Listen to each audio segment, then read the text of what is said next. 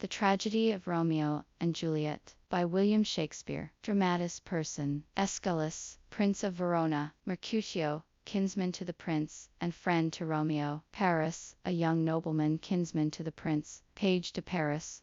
Montague, head of a Veronese family at feud with the Capulets. Lady Montague, wife to Montague. Romeo, son to Montague. Benvolio, nephew to Montague, and friend to Romeo. Abram, servant to Montague. Balthasar, servant to Romeo. Capulet, head of a Veronese family at feud with the Montagues. Lady Capulet, wife to Capulet. Juliet, daughter to Capulet. Tybalt, nephew to Lady Capulet. Capulet's cousin and old man. Nurse to Juliet. Peter, servant to Juliet.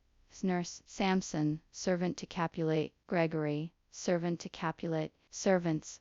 Friar Lawrence, a Franciscan. Friar John, of the same order. An apothecary. Chorus. 3 musicians. An officer. Citizens of Verona. Several men and women, relations to both houses. Maskers, guards, watchmen in attendance.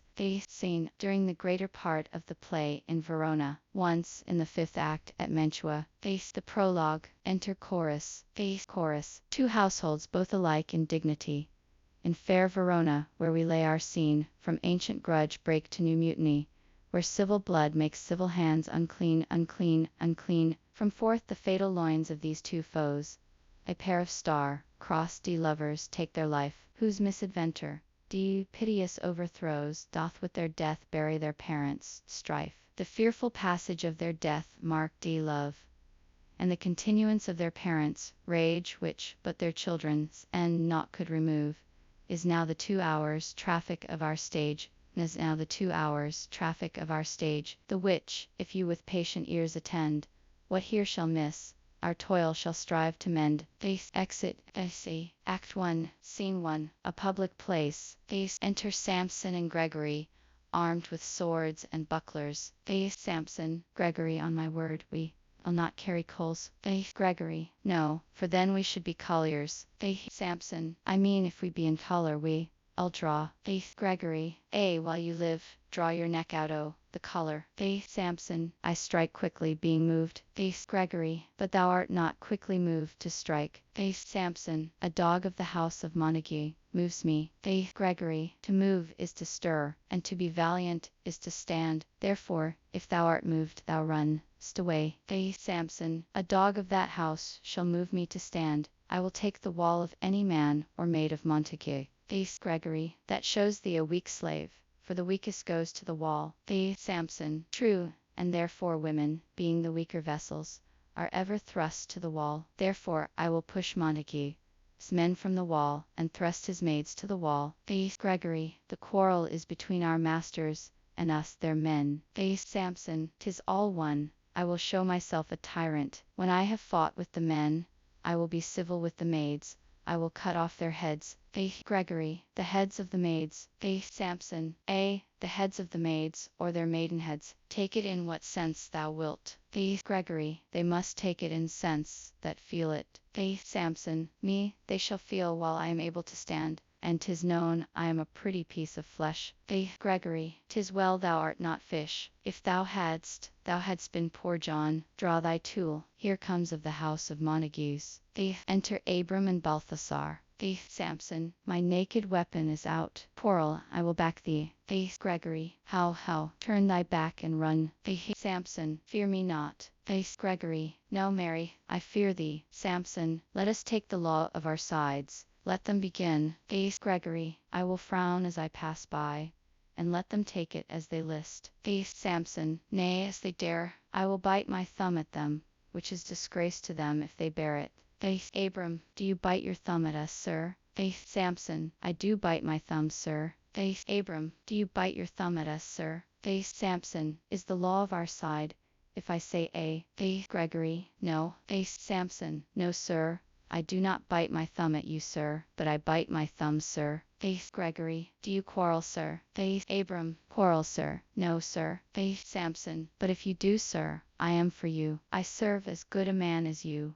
Abram. No better. Samson. Well, sir. Enter Benvolio. Gregory. Say better. Here comes one of my master. as kinsman. Samson. Yes, better, sir. Abram. You life. Samson. Draw, if you be men. Gregory. Remember thy washing blow. They fight. Benvolio. Part, fools. Put up your swords, you know not what you do. Beats down their swords. Enter Tybalt. Tybalt. What? Art thou drawn among these heartless hinds? Turn thee, Benvolio. Look upon thy death. Benvolio. I do but keep the peace. Put up thy sword, or manage it to part these men with me. Tybalt. What? Drawn and talk of peace. I hate the word as I hate hell. All Montagues. And thee, have at thee, coward. They fight. Enter 3 or 4 citizens with clubs. First citizen. Clubs, bills, and partisans strike. Beat them down. Down with the Capulets. Down with the Montagues. Enter Capulet in his gown, and Lady Capulet.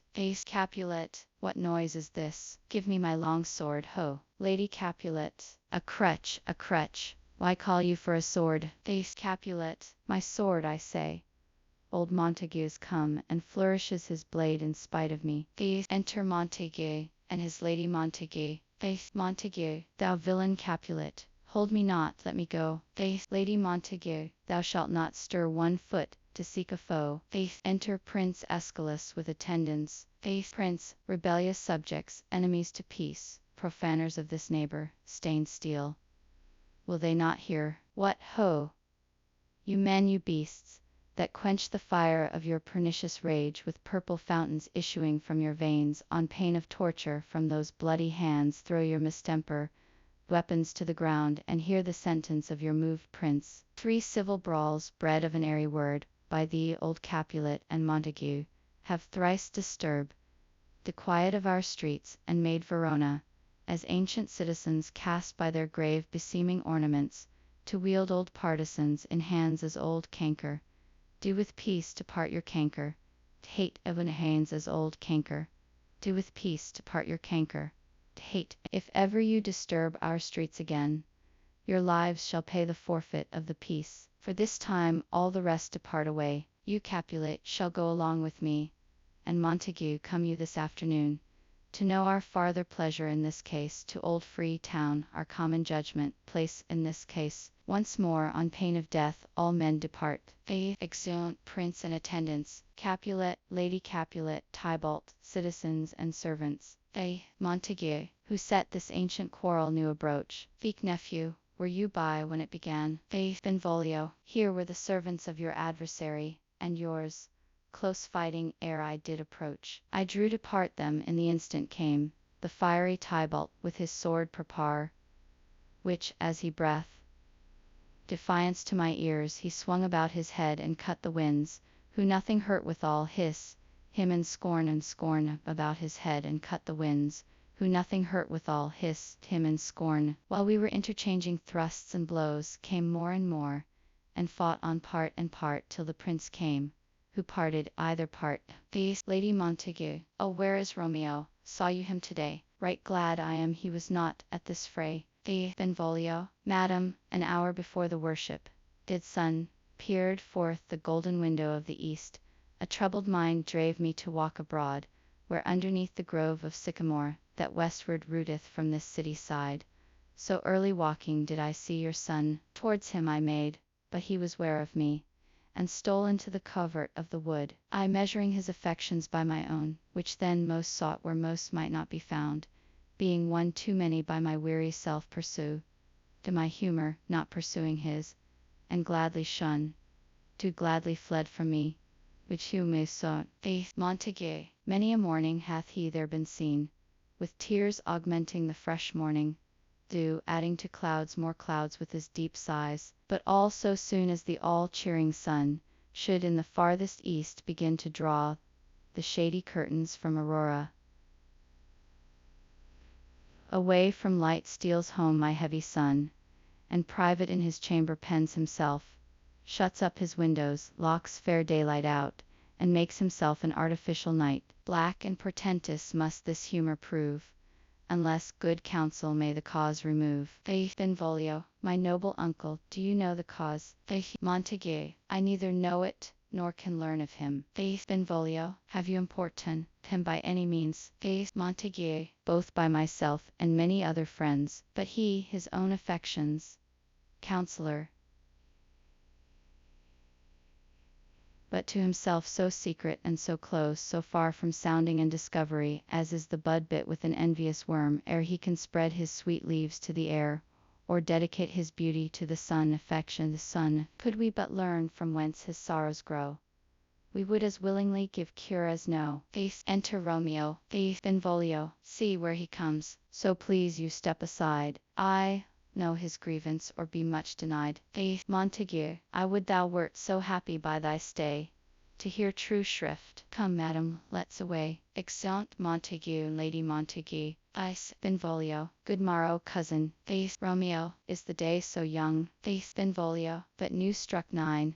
Romeo, me, sad hours seem long. Was that my father that went hence so fast? Benvolio, it was. What sadness lengthens Romeo's hours? Romeo, not having that which, having, makes them short. Benvolio, in love. Romeo, out. Benvolio, of love. Romeo, out of her favor, where I am in love. Benvolio, alas, that love so gentle in his view should be so tyrannous and rough in proof. Romeo, alas, that love, whose view is muffled still, should without eyes see pathways to his will. Where shall we dine? Shall we dine? Oh me, what fray was here? Yet tell me not, for I have heard it all. Here 's much to do with hate, but more with love. Why then, O brawling love, O loving hate, O anything of nothing first create? O heavy lightness, serious vanity, misshapen chaos of well-seeming forms, feather of lead, bright smoke, cold fire, sick health, still waking sleep that is not what it is. This love feel I that feel no love in this. Dost thou not laugh? Benvolio, no cause, I rather weep. Romeo, good heart, at what? Benvolio, at thy good heart's depression. Romeo, why such is love as transgression. Griefs of mine own lie heavy in my breast, which thou wilt propagate to have it pressed with more of thine. This love that thou hast shown doth add more grief to too much of mine own. Love is a smoke made with the fume of sighs, being purged, a fire sparkling in lovers' eyes, being vexed, deed, a sea nourished, dew with lovers' tears. What is it else? A madness most discreet, a choking gall, and a preserving sweet. Farewell, my cause. Going. Benvolio, soft, I will go along, and if you leave me so, you do me wrong. Romeo, tut, I have lost myself. I am not here. This is not Romeo. He, some other where. Benvolio, tell me in sadness, who is that you love?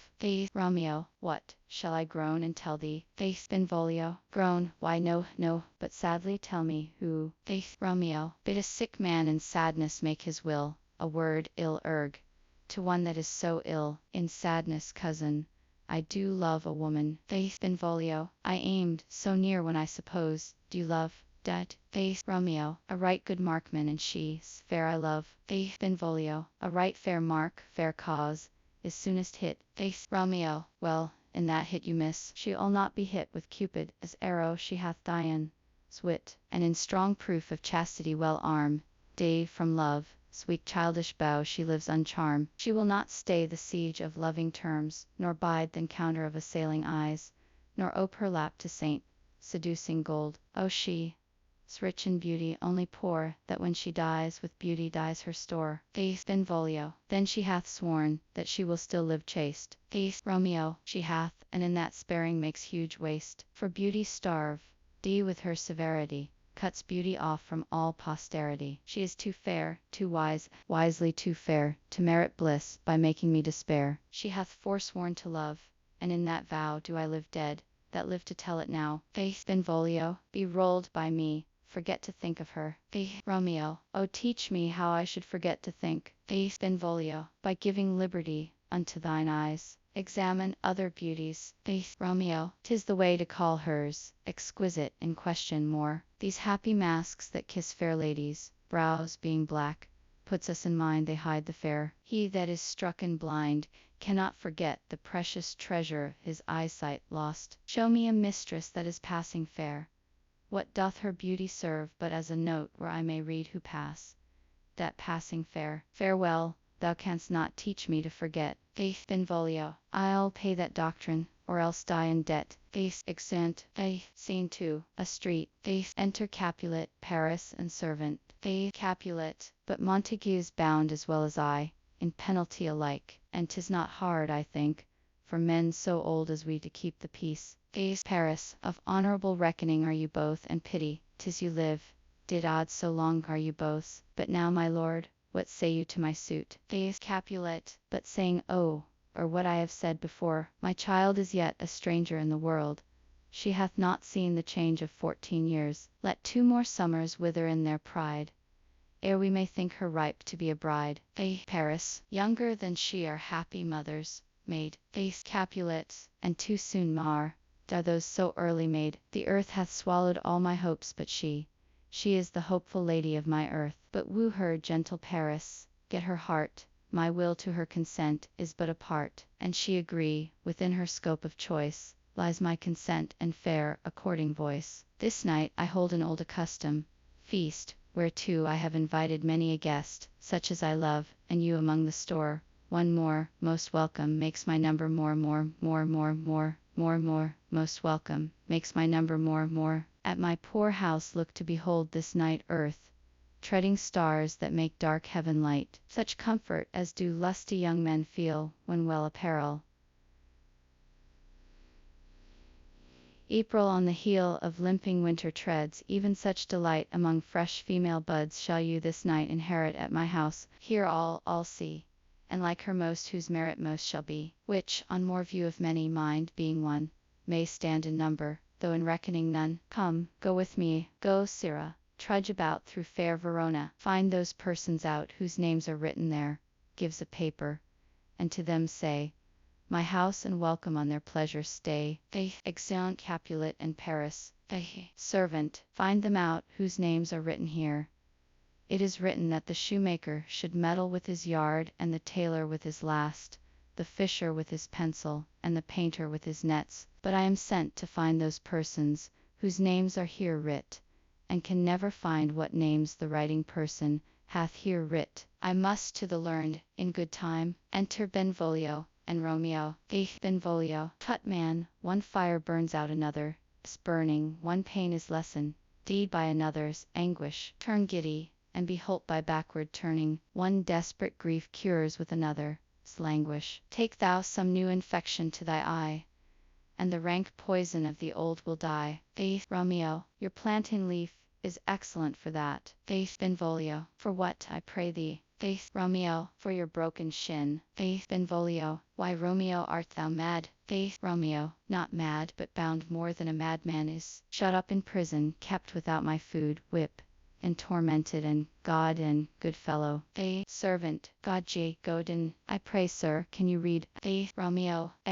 Mine own fortune and my misery. Servant. Perhaps you have learned it without book, but I pray, can you read anything you see? Romeo. If I know the letters and the language. Servant. Ye say honestly, rest you merry. Romeo. Day fellow, I can read. He reads the letter.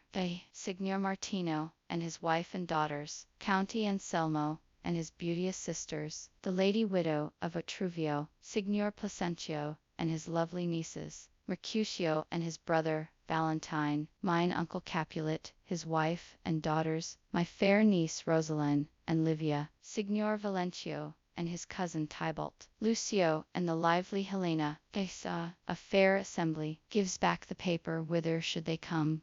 Servant. Up. Romeo. Whither to supper? Servant. To our house. Romeo. Whose house? Servant. My master is. Romeo. Indeed I should have asked you that before. Servant. Now I'll tell you without asking. My master is the great rich Capulet, and if you be not of the house of Montagues, I pray come and crush a cup of wine. Rest you merry. Exit. Benvolio. At this same ancient feast of Capulet, as sups the fair Rosaline whom thou so lovest, with all the admired beauties of Verona. Go thither, and with unattainted eye compare her face with some that I shall show, and I will make thee think thy swan a crow. Romeo. When the devout religion of mine eye maintains such falsehood, then turn tears to fire. And these who often drown, could never die, transparent heretics, be burnt for liars. One fairer than my love, the all-seeing sun, nay, or saw her match since first the world begun. Benvolio, tut, you saw her fair, none else being by herself poi, with herself in either eye, but in that crystal scales let there be weigh. Your lady's love against some other maid that I will show you shining at this feast, and she shall scant show well that now shows best. Romeo, I'll go along no such sight to be shown, but to rejoice in splendor of my own. Exeunt. Scene 3. Room in Capulet's house. Enter Lady Capulet and nurse. Lady Capulet. Nurse, where? 'S my daughter. Call her forth to me. Nurse. Now by my maidenhead at 12-year-old I bade her come. What lamb, what ladybird, God forbid. Where is this girl? What Juliet? Enter Juliet. Juliet. How now, who calls? Nurse. Your mother. Juliet. Madam, I am here. What is your will? Lady Capulet. This is the matter. Nurse. Give leave a while, we must talk in secret. Nurse. Come back again, I have remember. Do me thou hear our counsel. Thou knowest my daughter, 's of a pretty age. Nurse. Faith, I can tell her age unto an hour. Lady Capulet. She is not 14. Nurse. I'll lay 14 of my teeth, and yet, to my teen be it spoken, I have but 4. She is not 14, and yet, to my teen be it spoken, I have but 4. She is not 14 of my teen. How long is it now to Lammas tide? Lady Capulet. A fortnight and odd days. Nurse. Even or odd of all days in the year. Come Lammas Eve at night shall she be 14. Susan and she, God rest all Christian souls, were of an age. Well, Susan is with God. She was too good for me. But as I said, on Lammas Eve at night shall she be 14. That shall she, Mary. I remember it well. 'Tis since the earthquake, now 11 years. And she was weaned. I never shall forget it. Of all the days of the year, upon that day, for I had then laid wormwood to my dug, sitting in the sun under the dove-house wall, my lord, and you were then at Mantua. Nay, I do bear a brain, but as I said, when it did taste the wormwood on the nipple of my dug and felt it bitter, pretty fool, to see it tetchy, and fall out with the dug. Shake, quoth the dove-house, 'twas no need, I trow, to bid me trudge, and since that time, it is 11 years, for then she could stand alone. Nay, by Thrud, she could have run and waddled all about, for even the day before she broke her brow, and then my husband, God be with his soul, was a merry man, took up the child. Yea, quoth he, dost thou fall upon thy face? Thou wilt fall backward, when thou hast more wit, wilt thou not, Jule? And by my holidam, the pretty wretch left crying, and said, to see now how a jest shall come about, I warrant, and I should live 1,000 years, I never should forget it. Wilt thou not, Jule? Quoth he, and pretty fool it stinted and said, Lady Capulet, enough of this, I pray thee hold thy peace. Nurse. Yes, madam, yet I cannot choose but laugh, to think it should leave crying and say, and yet I warrant it had upon it brow, a bump as big as a young cockerel's stone, a perilous knock, and it cried bitterly. Yea, quoth my husband, fall'st upon thy face, thou wilt fall backward, when thou comest to age, wilt thou not, Jule? It stinted and said, Juliet, and stint thou too, I pray thee, nurse. Say I, nurse, peace, I have done. God mark thee to his grace, thou wast the prettiest babe that I nurse. Deed, and I might live to see thee married once. I have my wish. Lady Capulet. Mary, that Mary is the very theme I came to talk of. That Mary is the very theme I came to talk of. Tell me, daughter Juliet, how stands your disposition to be married? Juliet. It is an honor that I dream not. Nurse. An honor. Were not I thine only nurse, I would say thou hadst suck de wisdom from thy teat. Lady Capulet. Well, think of marriage now. Younger than you, here in Verona, ladies of esteem, are made already mothers. By my count, I was your mother much upon these years that you are now a maid. Thus, then, in brief, the valiant Paris seeks you for his love. Nurse. A man, young lady, such a man as all the world, why he's a man of wax. Lady Capulet. Verona, summer hath not such a flower. Nurse. Nay, he's a flower, in faith a very flower.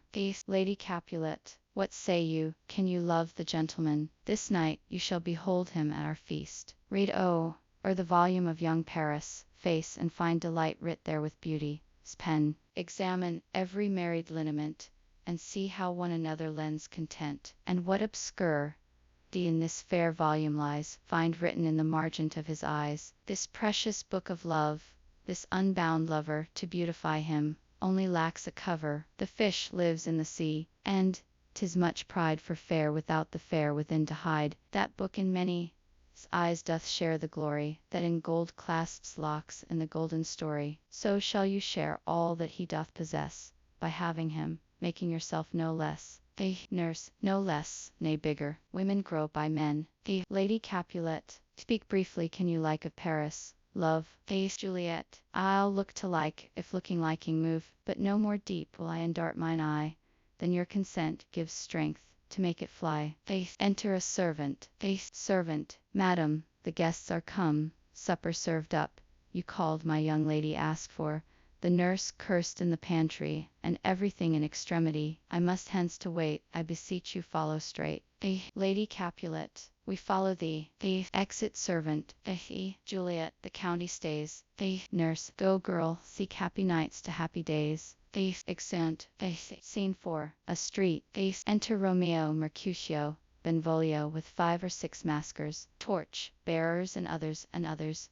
Romeo. What? Shall this speech be spoke for our excuse, or shall we on, without apology? Benvolio. The date is out of such prolixity, we'll have no Cupid hoodwink, with a scarf, bearing a Tartar, painted bow of lath, scaring the ladies like a crow, keeper, nor know without. Book prologue faintly spoke after the prompter, for our entrance, but let them measure us by what they will, I'll measure them a measure, and be gone. Romeo. Give me a torch, I am not for this ambling, being but heavy, I will bear the light. Mercutio. Nay, gentle Romeo, we must have you dance. Romeo. Not I, believe me, you have dancing shoes with nimble soles. I have a soul of lead, so stakes me to the ground I cannot move. Mercutio. You are a lover, borrow Cupid swings and soar with them above a common bound. Romeo. I am too sore and pierced with his shaft, to soar with his light feathers, and so bound, I cannot bound a pitch above dull woe. Under love's heavy burden do I sink. Mercutio. And to sink in it, should you burden love, too great oppression for a tender thing. Romeo. Is love a tender thing? It is too rough, too rude, too boisterous, and it pricks like thorn. Mercutio. If love be rough with you, be rough with love. Prick love for pricking, and you beat love down. Give me a case to put my visage, and then, putting on a mask, a visor for a visor. What care I what curious eye doth quote deformities? Here are the beetle, brows shall blush for me. Benvolio. Come, knock and enter, and no sooner in, but every man betake him to his legs.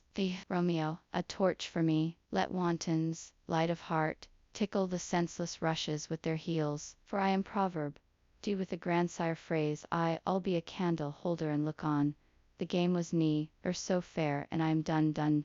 Mercutio. Tut, done, is the mouse the constable's own word. If thou art done, we'll draw thee from the mire, or save your reverence love, wherein thou stickest up to the ears. Come, we burn daylight, ho. Romeo. Nay, that's not so. Mercutio. I mean, sir, in delay, we waste our lights in vain. Lights by day. Take our good meaning, for our judgment sits 5 times in that air once in our 5 wits. Romeo. And we mean well in going to this mask, but 'tis no wit to go. Mercutio. Why, may one ask? Romeo. I dreamt a dream tonight. Mercutio. And so did I. Romeo. Well, what was yours? Mercutio. That dreamers often lie. Romeo. In bed asleep while they do dream things true.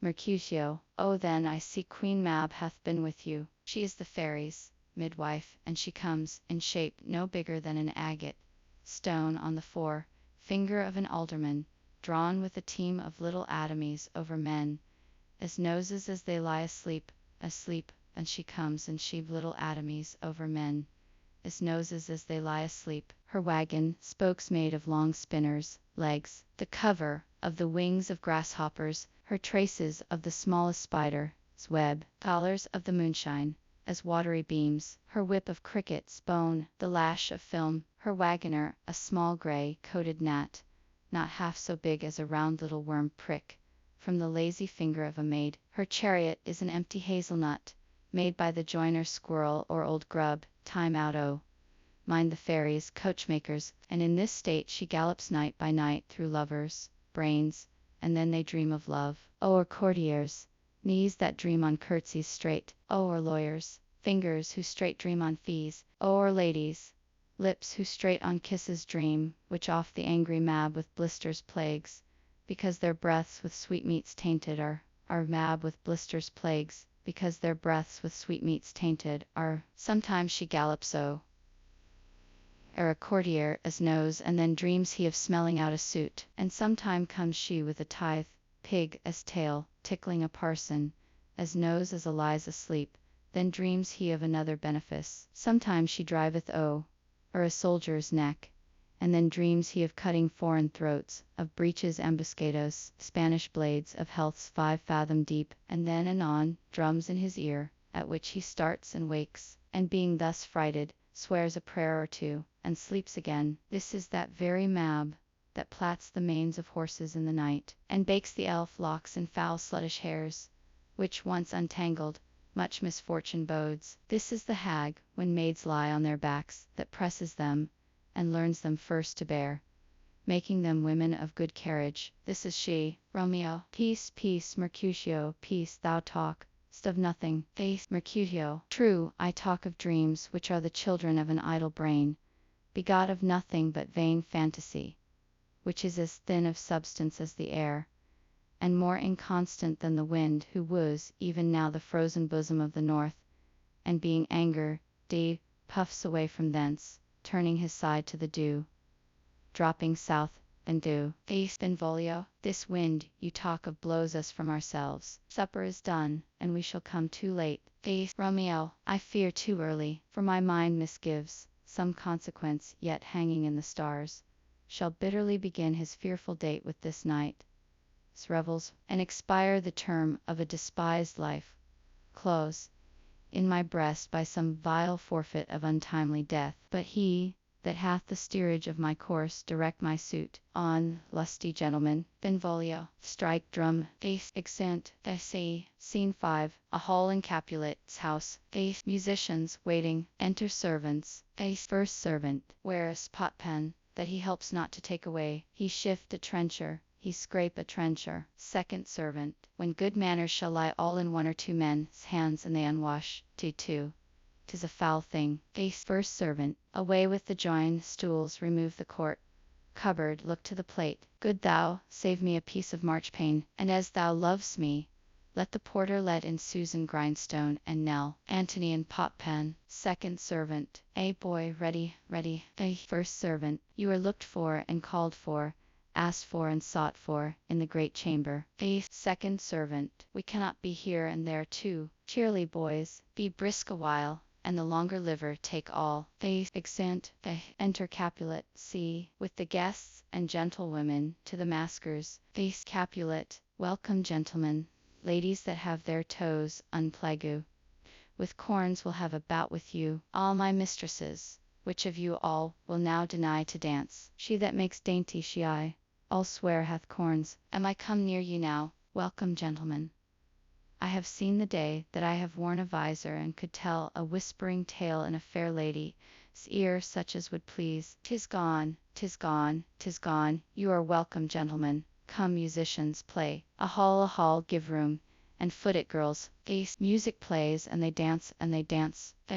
More light, you knaves, and turn the tables up, and quench the fire. The room is grown too hot. Ah, sirrah, this unlooked day for sport comes well. Nay, sit, good cousin Capulet, for you and I are past our dancing days. How long is 't now since last yourself and I were in a mask? Capulet's cousin. By Our Lady, 30 years.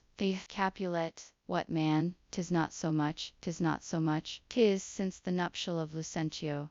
Come Pentecost as quickly as it will, some 25 years, and then we mask dead. Capulet's cousin. 'Tis more.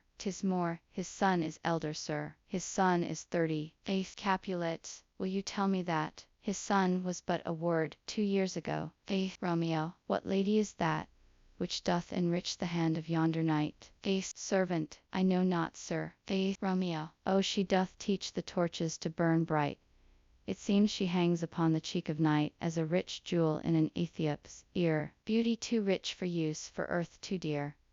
So shows a snowy dove trooping with crows, as yonder lady or her fellows shows. The measure done, I'll watch her place of stand, and touching hers make bless my rude hand. Did my heart love till now, forswear its sight, for I saw true beauty till this night. Tybalt, this by his voice, should be a Montague. Fetch me my rapier, boy. What, dares the slave come hither cover?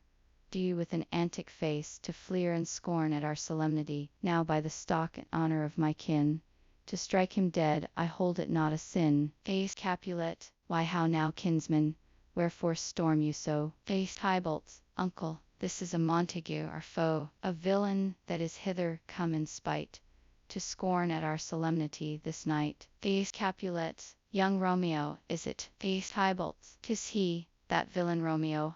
Capulet, content thee, gentle cause, let him alone. Bears him like a portly gentleman, and to say truth, Verona brags of him, to be a virtuous and well-governed youth. I would not for the wealth of all the town here, in my house do him disparagement. Therefore be patient, take no note of him. It is my will, the which if thou respect, show a fair presence and put off these frowns, an ill beseeming semblance for a feast. Tybalt, it fits, when such a villain is a guest. I'll not endure him. Capulet, he shall be endure. What, goodman boy, I say he shall go to am I the master here, or you, go to? You'll not endure him. God shall mend my soul, I'll make a mutiny among my guests. You will set cock a hoop, you'll be the man. Tybalt, why uncle, 'tis a shame. Capulet, go to. You are a saucy boy, is so, indeed. This trick may chance to scathe you, I know what, you must contrary me. Marry, 'tis time, well said my hearts, you are a princox. Go, be quiet, or more light, for shame.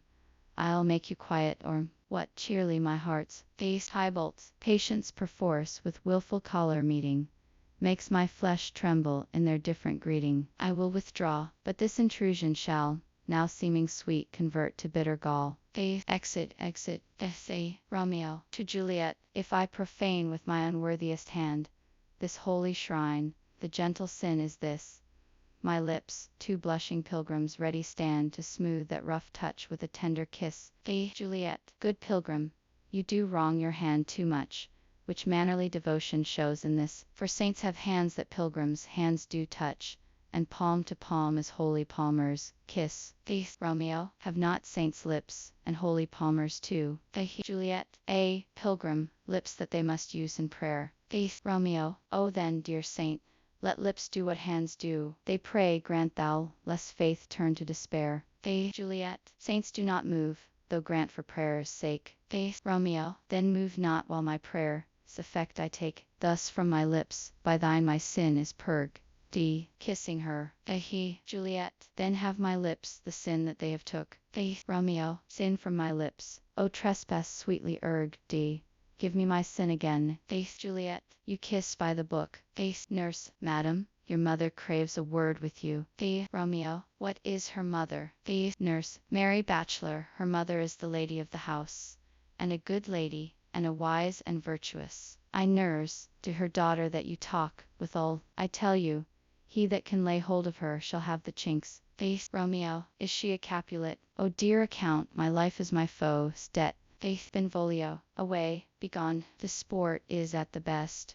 Romeo, so I fear, the more is my unrest. Capulet, nay, gentlemen, prepare not to be gone. We have a trifling foolish banquet towards, is it and so? Why then, I thank you all, I thank you, honest gentlemen, good night, more torches here, come on then, let's to bed. Sirrah, by my fay, it waxes late, I'll to my rest. Exeunt all but Juliet and nurse. Juliet, come hither, nurse. What is yon gentleman? Nurse, the son and heir of old Tiberio. Juliet, what's he that now is going out of door? Nurse, marry, that I think be young Petruchio. Juliet, what is he that follows here that would not dance? Nurse, I know not. Juliet, go ask his name. If he be married, my grave is like to be my wedding bed. Nurse, his name is Romeo, and a Montague, the only son of your great enemy. Juliet, my only love sprung from my only hate, too early seen unknown, and known too late. Prodigious birth of love it is to me, that I must love a loathed enemy. Nurse, what's this? What's this? Juliet, a rhyme I learn, even now of one I dunk, D withal. One calls within, Juliet. Nurse, anon. Come, let's away, the strangers all are gone. Exeunt. Act 2. Enter chorus.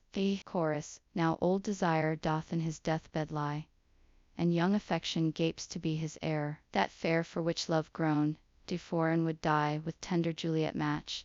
D's now not fair. Now Romeo is beloved, and loves again, alike bewitched by the charm of looks. But to his foe suppose he must complain, and she steal love, sweet bait from fearful hooks. Being held a foe, he may not have access to breathe such vows as lovers used to swear, and she is much in love, her means much less to meet her new beloved anywhere. But passion lends them power, time means to meet tempering extremities with extreme sweet. Exit. Scene 1. An open place adjoining Capulet, as garden. Enter Romeo. Romeo, can I go forward, when my heart is here? Turn back, dull earth, and find thy center out. He climbs the wall, and leaps down within it. Enter Benvolio and Mercutio. Benvolio, Romeo, my cousin Romeo. Mercutio, he is wise, and on my life hath stole, and him home to bed. Benvolio, he ran this way and leap this orchard wall. Call, good Mercutio.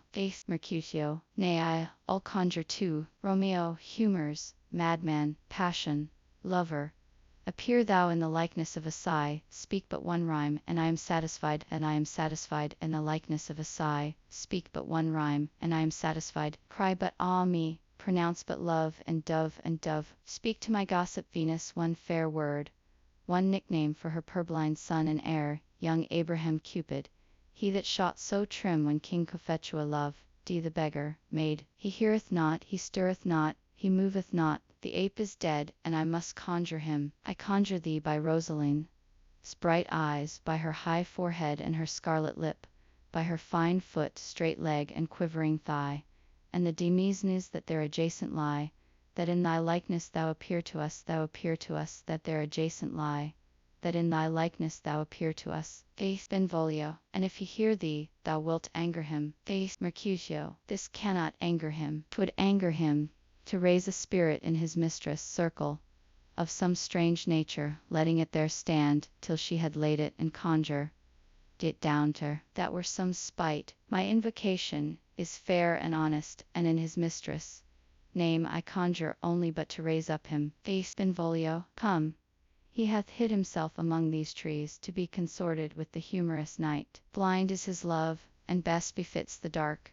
Mercutio, if love be blind, love cannot hit the mark. Now will he sit under a medlar tree, and wish his mistress were that kind of fruit, as maids call medlars when they laugh alone. O Romeo, that she were an open arse, and thou a pauper in pear. Romeo, good night. I'll to my truckle bed. This field bed is too cold for me to sleep. Come, shall we go? Benvolio, go then, for 'tis in vain to seek him here, that means not to be found. Exeunt. Scene 2. Capulet's garden. Enter Romeo. Romeo, he jests at scars that never felt a wound. Juliet appears above at a window. But soft, what light through yonder window breaks? It is the east, and Juliet is the sun. Arise, fair sun, and kill the envious moon, who is already sick and pale with grief, that thou her maid art far more fair than she. Sick and pale with grief, that thou her maid art far more fair than she. Be not her maid, since she is envious. Her vestal livery is but sick and green, and none but fools do wear it. Cast it off. It is my lady, oh, it is my love. Oh, that she knew she were she speaks, yet she says nothing. What of that? Her eye discourses.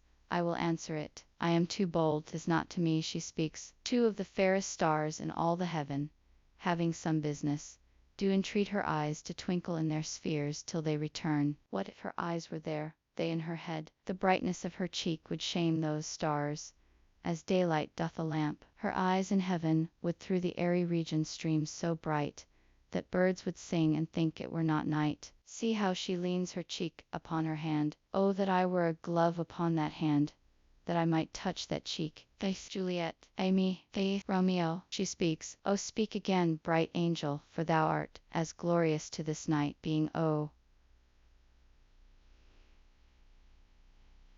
as is a winged messenger of heaven unto the white upturned wondering eyes of mortals that fall back to gaze on him, when he bestrides the lazy, puffing clouds and sails upon the bosom of the air, when he bestrides the lazy, puffing clouds and sails upon the bosom of the air. Faith, Juliet, O Romeo, Romeo, wherefore art thou Romeo? Deny thy father, and refuse thy name, or if thou wilt not, be but sworn my love, and I'll no longer be a Capulet. Faith, Romeo, aside, aside, shall I hear more, or shall I speak at this? Faith, Juliet, 'tis but thy name that is my enemy. Thou art thyself, though not a Montague. What's Montague? It is nor hand, nor foot, nor arm, nor face, nor any other part belonging to a man. Oh, be some other name. What's in a name? That which we call a rose, by any other name would smell as sweet. So Romeo would, were he not Romeo, retain that dear perfection which he owes without that title. Romeo, doff thy name,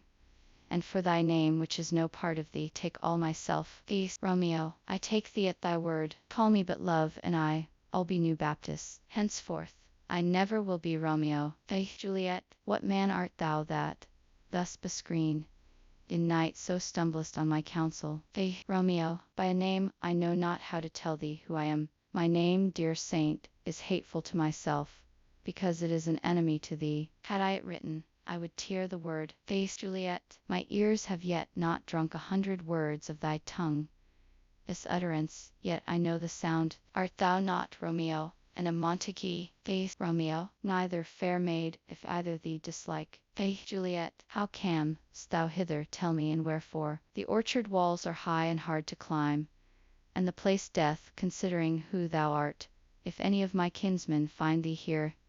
Faith, Romeo, with love, as light wings did I perch these walls, for stony limits cannot hold love out, and what love can do that dares love attempt? Therefore, thy kinsmen are no stop to me. Faith, Juliet, if they do see thee, they will murder thee. Faith, Romeo, alack, there lies more peril in thine eye than 20 of their swords. Look thou but sweet, and I am proof against their enmity. Faith, Juliet, I would not for the world they saw thee here. Faith, Romeo, I have night's cloak to hide me from their eyes, and but thou love me, let them find me here. My life were better ended by their hate, than death prorogued, wanting of thy love. Faith, Juliet, by whose direction found'st thou out this place? Faith, Romeo, by love, that first did prompt me to inquire. He lent me counsel, and I lent him eyes. I am no pilot, yet wert thou as far as that vast shore wash due with the farthest sea, I should adventure for such merchandise. Faith, Juliet,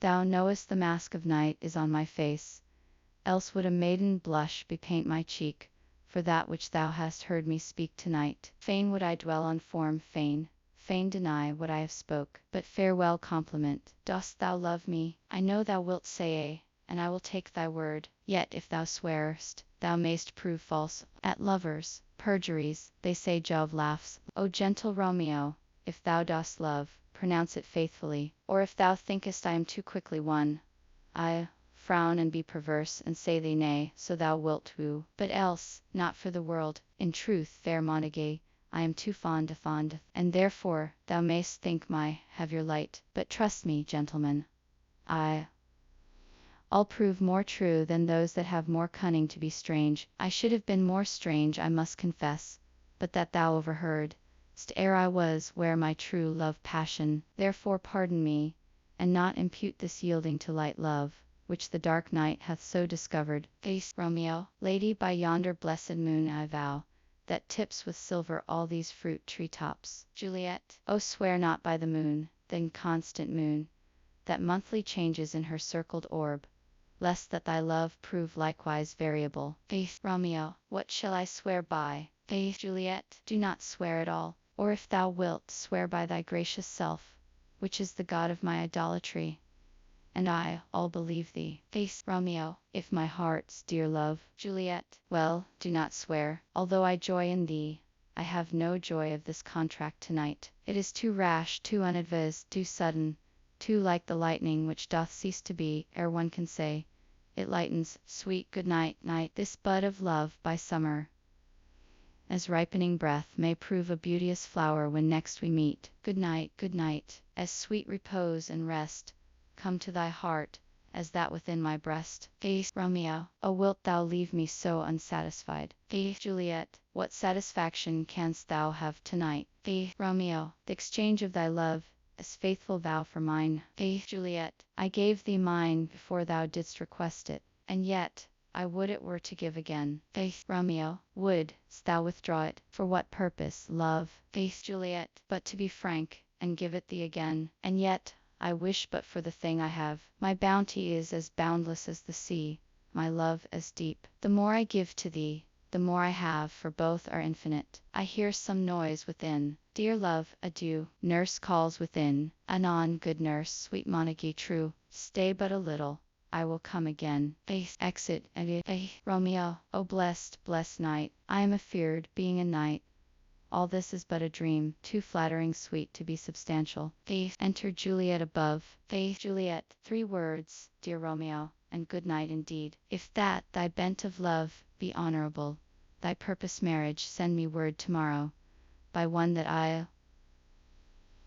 where and what time thou wilt perform the rite, and all my fortunes at thy foot I'll lay, and follow thee, my lord, throughout the world, and all my fortunes at thy foot I'll lay, and follow thee, my lord, throughout the world. Faith, nurse, within, madam. Faith, Juliet, I come anon, but if thou meanest not well, I do beseech thee. Nurse, within, madam. Faith, Juliet, by and by I come, to cease thy strife and leave me to my grief. Tomorrow will I send. Faith, Romeo, so thrive my soul. Juliet, 1,000 times good night. Faith, exit. Faith, Romeo, 1,000 times the worse, to want thy light. Love goes toward love as schoolboys from their books, but love from love, towards school with heavy looks. Faith, retiring slowly. Essay, re-enter Juliet above. Faith, Juliet, hissed, Romeo hissed, oh for a falconer's voice to lure this tassel, gentle back again. Bondage is hoarse, and may not speak aloud, else would I tear the cave where echo lies, and make her airy tongue more hoarse than mine with repetition of my Romeo's name. Faith, Romeo, it is my soul that calls upon my name. How silver, sweet sound lovers' tongues by night, like softest music to attending ears. Faith, Juliet, Romeo, faith, Romeo, my niece. Faith, Juliet, what o'clock tomorrow shall I send to thee? Faith, Romeo, by the hour of 9. Faith, Juliet, I will not fail. 'Tis 20 years till then. I have forgot why I did call thee back. Faith, Romeo, let me stand here till thou remember it. Faith, Juliet, I shall forget to have thee still stand there, remembering how I love thy company. Faith, Romeo, and I'll still stay to have thee still forget, forgetting any other home but this. Faith, Juliet, 'tis almost morning. I would have thee gone, and yet no farther than a wanton that lets it hop a little from her hand, like a poor prisoner in his twisted gyves, and with a silk thread plucks it back again, so loving, jealous of his liberty. Faith, Romeo, I would I were thy bird. Faith, Juliet, sweet, so would I, yet I should kill thee with much cherishing. Good night, good night. Parting is such sweet sorrow, that I shall say good night till it be morrow. Faith, exit. Romeo, sleep dwell upon thine eyes, peace in thy breast. Would I were sleep and peace so sweet to rest. Hence will I to my ghostly sire sell, his help to crave and my dear hap to tell. Faith, exit. Essay, Scene 3. Friar Lawrence, a cell. Faith, enter Friar Lawrence with a basket. Friar Lawrence, the grey A.D. morn smiles on the frowning night, checkering the eastern clouds with streaks of light, and fleckled darkness like a drunkard reels from forth day. The day by Titan's fiery wheels now, ere the sun advance his burning eye, the day to cheer and night's dank dew to dry, I must upfill this osier cage of ours with baleful weeds and precious juiced flowers like a drunkard's. Juiced flowers like a drunkard's. The earth that's nature's mother is her tomb. What is her burying grave? That is her womb. And from her womb children of divers kind, we sucking on her natural bosom find, many for many virtues excellent, none but for some, and yet all different. Oh, mickle is the powerful grace that lies in plants, herbs, stones, and their true qualities, for naught so vile that on the earth doth live, but to the earth some special good doth give, nor aught so good but strained from that fair use, revolts from true birth, stumbling on abuse. Virtue itself turns vice being misapplied, and vice sometime thy action dignified. Enter Romeo. Within the infant rind of this weak flower, poison hath residence, and medicine power. For this being smelt with that part cheers each part, being tasted, slays all senses with the heart. Two such opposed kings encamp them still, in man as well as herbs, grace and rude will, and where the worser is predominant, full soon the canker death eats up that plant. Romeo. Good morrow, father. Friar Lawrence. Benedicite. What early tongue so sweet saluteth me? Young son, it argues a distemper. Head so soon to bid good morrow to thy bed. Care keeps his watch in every old man's eye, and where care lodges sleep will never lie. But where unbruised youth with unstuff de brain doth couch his limbs, there golden sleep doth reign. Therefore thy earliness doth me assure thou art upris with some distemperature. Or if not so, then here I hit it right, our Romeo hath not been in bed tonight. Romeo. That last is true, the sweeter rest was mine. Friar Lawrence. God pardon sin. Wast thou with Rosaline? Romeo. With Rosaline, my ghostly father? No, I have forgot that name and that name. Swoe. Friar Lawrence. That's my good son. But where hast thou been then? Romeo. I'll tell thee ere thou ask it me again. I have been feasting with mine enemy, where on a sudden one hath wounded me that's by me wounded. Both our remedies within thy help and holy physic lies. I bear no hatred, blessed man, for lo, my intercession likewise steads my foe. Friar Lawrence. Be plain, good son, and homely in thy drift. Riddling confession finds but riddling shrift. Romeo. Then plainly know my heart. Dear love is set on the fair daughter of rich Capulet, as mine on hers, so hers is set on mine, and all combine, save what thou must combine by holy marriage. When and where and how we met we woo, and made exchange of vow, I'll tell thee as we pass. But this I pray, that thou consent to marry us today. Friar Lawrence. Holy Saint Francis, what a change is here! Is Rosaline that thou didst love so dear, so soon forsaken? Young men, love then lies not truly in their hearts but in their eyes. Jesu Maria, what a deal of brine hath washed thy sallow cheeks for Rosaline! How much salt water thrown away in waste to season love, that of it doth not taste. The sun not yet thy sighs from heaven clears, thy old groans yet ring in mine ancient ears. Lo, here upon thy cheek the stain doth sit of an old tear that is not washed doff yet. If e'er thou west thyself, and these woes thine, thou and these woes were all for Rosaline, and art thou chained. Pronounce this sentence then, women may fall when there's no strength in men. Romeo. Thou chidst me off for loving Rosaline. Friar Lawrence. For doting, not for loving, pupil mine. Romeo. And badst me bury love. Friar Lawrence. Not in a grave to lay one in, another out to have. Romeo. I pray thee chide me not, her I love now doth grace for grace and love for love allow. The other did not so. Friar Lawrence. Oh, she knew well, thy love did read by rote that could not spell. But come, young waverer, come go with me, in one respect I all thy assistant be, for this alliance may so happy prove, to turn your households rancour to pure love. Romeo. Oh, let us hence, I stand on sudden haste. Friar Lawrence. Wisely and slow, they stumble that run fast. Exeunt. Scene 4. A street. Enter Benvolio and Mercutio. Mercutio. Where the devil should this Romeo be? Came he not home tonight? Benvolio. Not to his father's, I spoke with his man. Mercutio. Why, that same pale hard-hearted wench, that Rosaline, torments him so that he will sure run mad. Benvolio. Tybalt, the kinsman to old Capulet, hath sent a letter to his father's house. Mercutio. A challenge on my life. Benvolio. Romeo will answer it.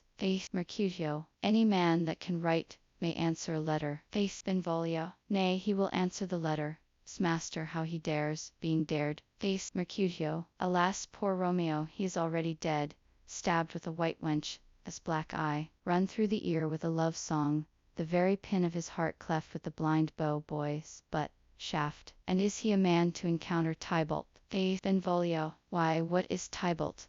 Mercutio. More than prince of cats. Oh, he is the courageous captain of compliments. He fights as you sing prick. Song keeps time, distance, and proportion. He rests his minim rest, 1, 2, and the third in your bosom. The very butcher of a silk button, a duellist, a gentleman of the very first house, of the first and second cause. Ah, the immortal passado, the punto reverso, the hey, Benvolio, the what, Mercutio, the pox of such antic lisping, affecting fantasies, these new tuners of accent. By Jesu, a very good blade, a very tall man, a very good whore. Why, is not this a lamentable thing, grandsire, that we should be thus afflicted with these strange flies, these fashion mongers, these pardon me, who stand so much on the new form, that they cannot sit at ease on the old bench. Oh, their bones, their bones. Enter Romeo. Benvolio. Here comes Romeo, here comes Romeo. Mercutio. Without his roe, like a dried herring. O flesh, flesh, how art thou fishified! Now is he for the numbers that Petrarch flowed in. Laura, to his lady, was but a kitchen wench. Mary, she had a better love to behind her. Dido a dowdy, Cleopatra a gypsy, Helen and Hero hildings and harlots. This be a grey eye or so, but not to the purpose. Signor Romeo, bonjour. There, as a French salutation to your French slop. You gave us the counterfeit fairly last night. Romeo. Good morrow to you both. What counterfeit did I give you? Mercutio. The slip, sir, the slip. Can you not conceive? Romeo. Pardon, good Mercutio, my business was great, and in such a case as mine, a man may strain courtesy. Mercutio. That as much as to say, such a case as yours constrains a man to bow in the hams. Romeo. Meaning to curtsy. Mercutio. Thou hast most kindly hit it. Romeo. A most courteous exposition. Mercutio. Nay, I am the very pink of courtesy. Romeo. Pink for flower. Mercutio. Right. Romeo. Why then is my pump well flowered. Mercutio. Sure wit. Follow me this jest now, till thou hast worn out thy pump, that when the single soul of it is worn, the jest may remain after the wearing, solely singular. Romeo. O single souled jest, solely singular for the singleness. Mercutio. Come between us, good Benvolio, my wits faint. Romeo. Swits and spurs, or I'll cry a match.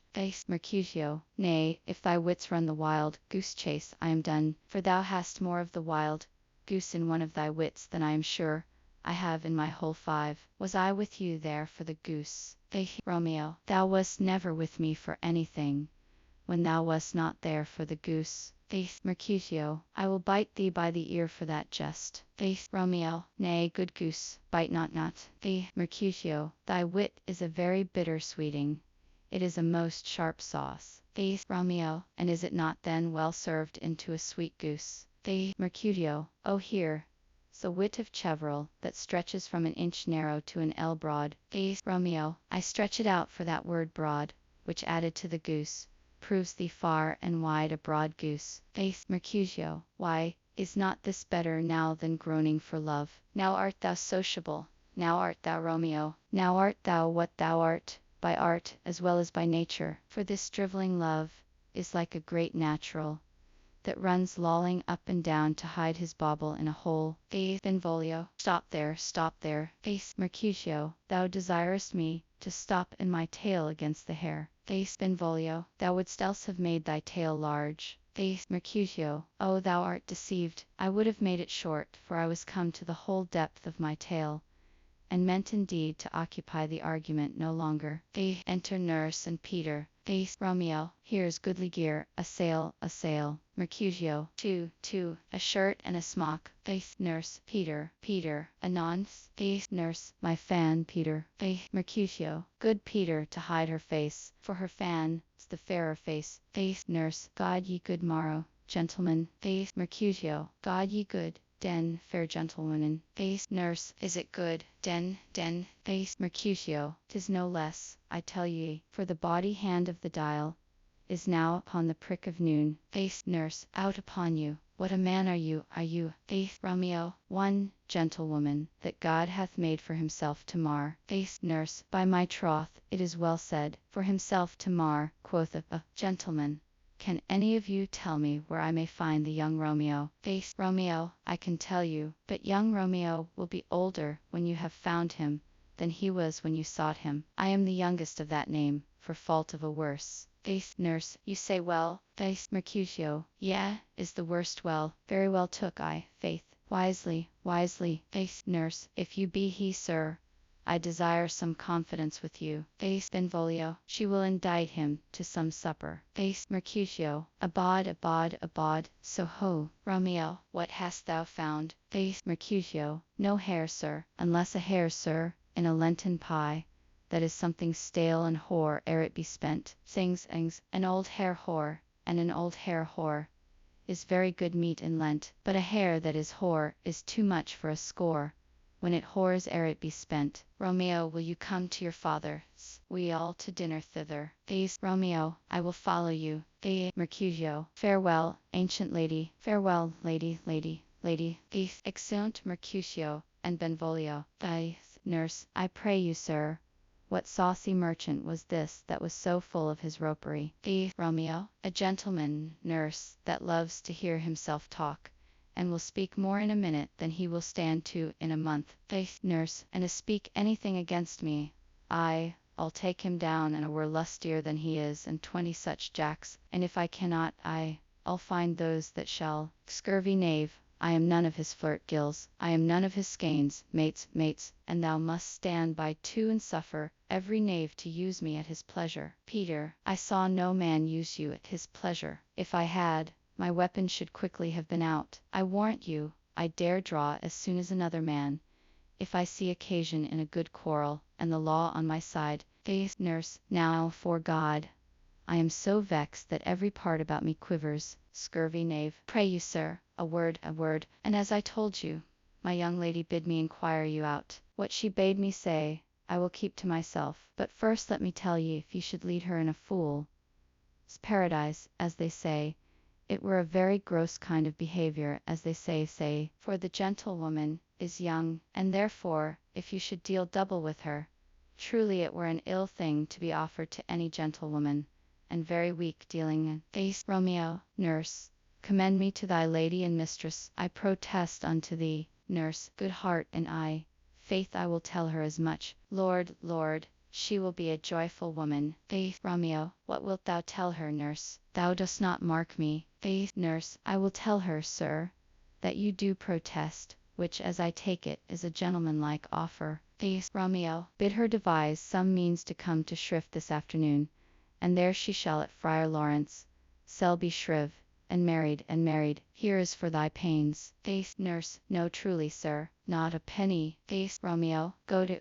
I say you shall. They nurse, this afternoon, sir. Well, she shall be there. They Romeo, and stay, good nurse, behind the abbey wall. Within this hour, my man shall be with thee, and bring thee cords made like a tackled stair, which to the high top gallant of my joy must be my convoy in the secret night. Farewell, be trusty, and I'll quit thy pains. Farewell, commend me to thy mistress. They nurse, now God in heaven bless thee. Hark you, sir. They Romeo, what say'st thou, my dear nurse? They nurse, is your man's secret? Did you knee, or hearsay, two may keep counsel, putting one away. They Romeo, I warrant thee, my man, as true as steel. They nurse, well, sir, my mistress is the sweetest lady. Lord, when 'twas a little prating thing, there is a nobleman in town, one Paris, that would fain lay knife aboard, but she, good soul, had as lief see a toad, a very toad, as see him. I anger her sometimes, and tell her that Paris is the properer man. But when I say so, she looks as pale as any clout in the versal world. Doth not Rosemary and Romeo begin both with a letter? Face Romeo, nurse, what of that? Both with an R. Face nurse, mocker, that's the dog's name. R is for the...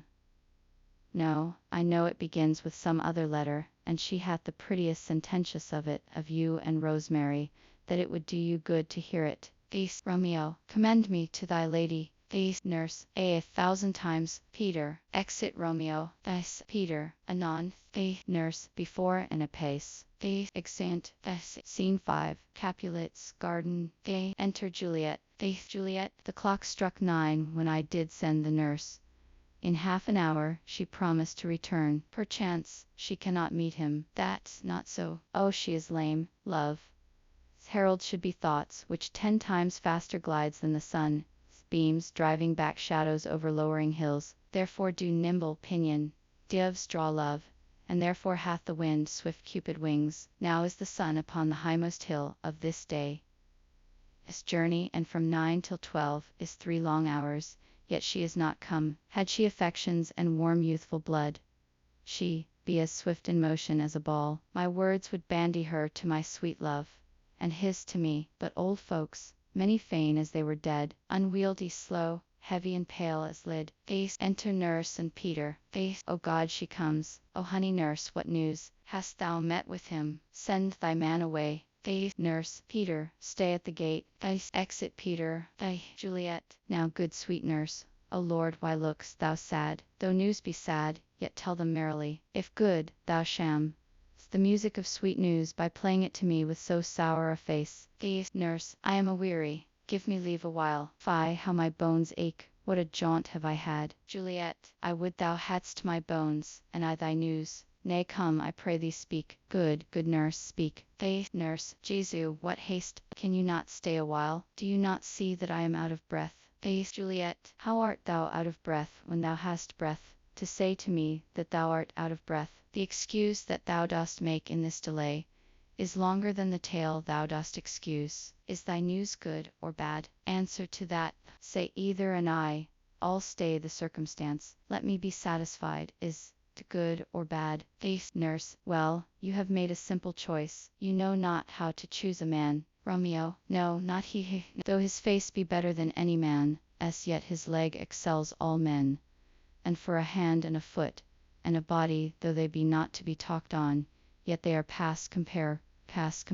He is not the flower of courtesy, but I'll warrant him as gentle as a lamb. Go thy ways, wench, serve God. What, have you dined at home? Juliet, no, but all this did I know before. What says he of our marriage? What of that? Nurse, Lord, how my head aches. What a head have I, it beats as it would fall in 20 pieces. My back, other side. Oh, my back. Beshrew your heart for sending me about to catch my death with jouncing up and down. Juliet, faith, I am sorry that thou art not well. Sweet nurse, tell me, what says my love? Nurse, your love says like an honest gentleman, and a courteous, and a kind, and a handsome, and I warrant a virtuous. Where is your mother? Is your mother? The other love says like an honest gentle virtuous. Juliet, where is my mother? Why, she is within. Where should she be? How oddly thou repliest. Your love says like an honest gentleman. Where is your mother? Nurse, O God's lady dear, are you so hot? Mary, come up, I trow. Is this the poultice for my aching bones? Henceforward, do your messages yourself. Juliet, here, such a coil. Come, what says Romeo? Nurse, have you got leave to go to shrift today? Juliet, I have. Nurse, then hie you hence to Friar Lawrence. Cell, there stays a husband to make you a wife. Now comes the wanton blood up in your cheeks. I'll be in scarlet straight at any news. Hie you to church. I must another way, to fetch a ladder by the which your love must climb a bird nest soon when it is dark. I am the drudge, and toil in your delight, but you shall bear the burden soon at night. Go, I'll to dinner. Hie you to the cell. Juliet, hie to high fortune. honest nurse, farewell. Exeunt. Scene 6. Friar Lawrence, a cell. Enter Friar Lawrence and Romeo. Friar Lawrence. So smile the heavens upon this holy act, that after hours with sorrow chide us not. Romeo. Amen, amen, but come what sorrow can, it cannot countervail the exchange of joy that one short minute gives me in her sight. Do thou but close our hands with holy words, then love, devouring death, do what he dare. It is enough I may but call her mine, mine, devouring death, do what he dare. It is enough I may but call her mine. Friar Lawrence. These violent delights have violent ends, and in their triumph die, like fire and powder, which as they kiss consume. The sweetest honey is loathsome in his own deliciousness, and in the taste confounds the appetite as own deliciousness. Therefore love moderately, long love doth so. Too swift arrives as tardy as too slow. Enter Juliet.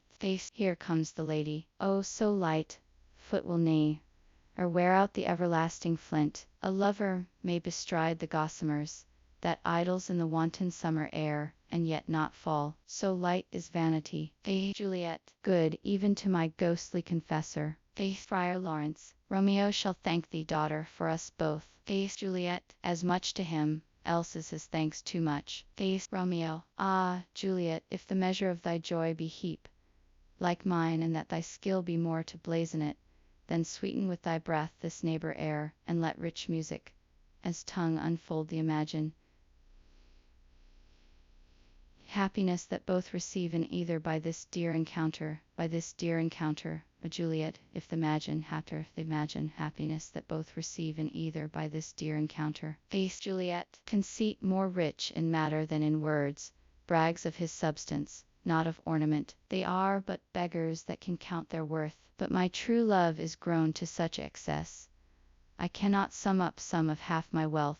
Friar Lawrence. Come with me, and we will make short work, for by your leaves you shall not stay alone till Holy Church incorporate two in one. Exeunt.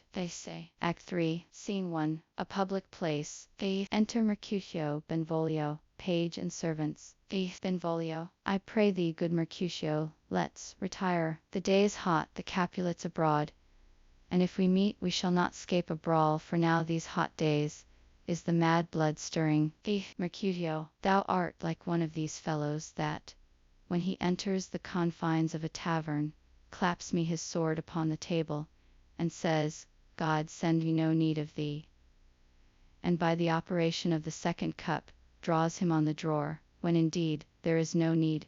Benvolio. Am I like such a fellow?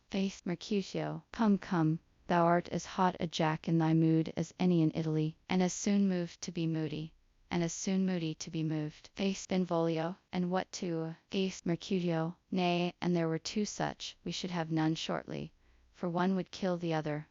Why, thou wilt quarrel with a man that hath a hair more or a hair less in his beard than thou hast. Thou wilt quarrel with a man for cracking nuts, having no other reason but because thou hast hazel eyes. What eye but such an eye would spy out such a quarrel? Thy head is as full of quarrels as an egg is full of meat, and yet thy head hath been beaten as addle as an egg for quarreling. Thou hast quarrelled with a man for coughing in the street, because he hath wakened thy dog that hath lain asleep in the sun. Didst thou not fall out with a tailor for wearing his new doublet before Easter, with another for tying his new shoes with an old riband, and yet thou wilt tutor me from quarrelling? Benvolio. And I were so apt to quarrel as thou art, any man should buy the fee simple of my life for an hour and a quarter.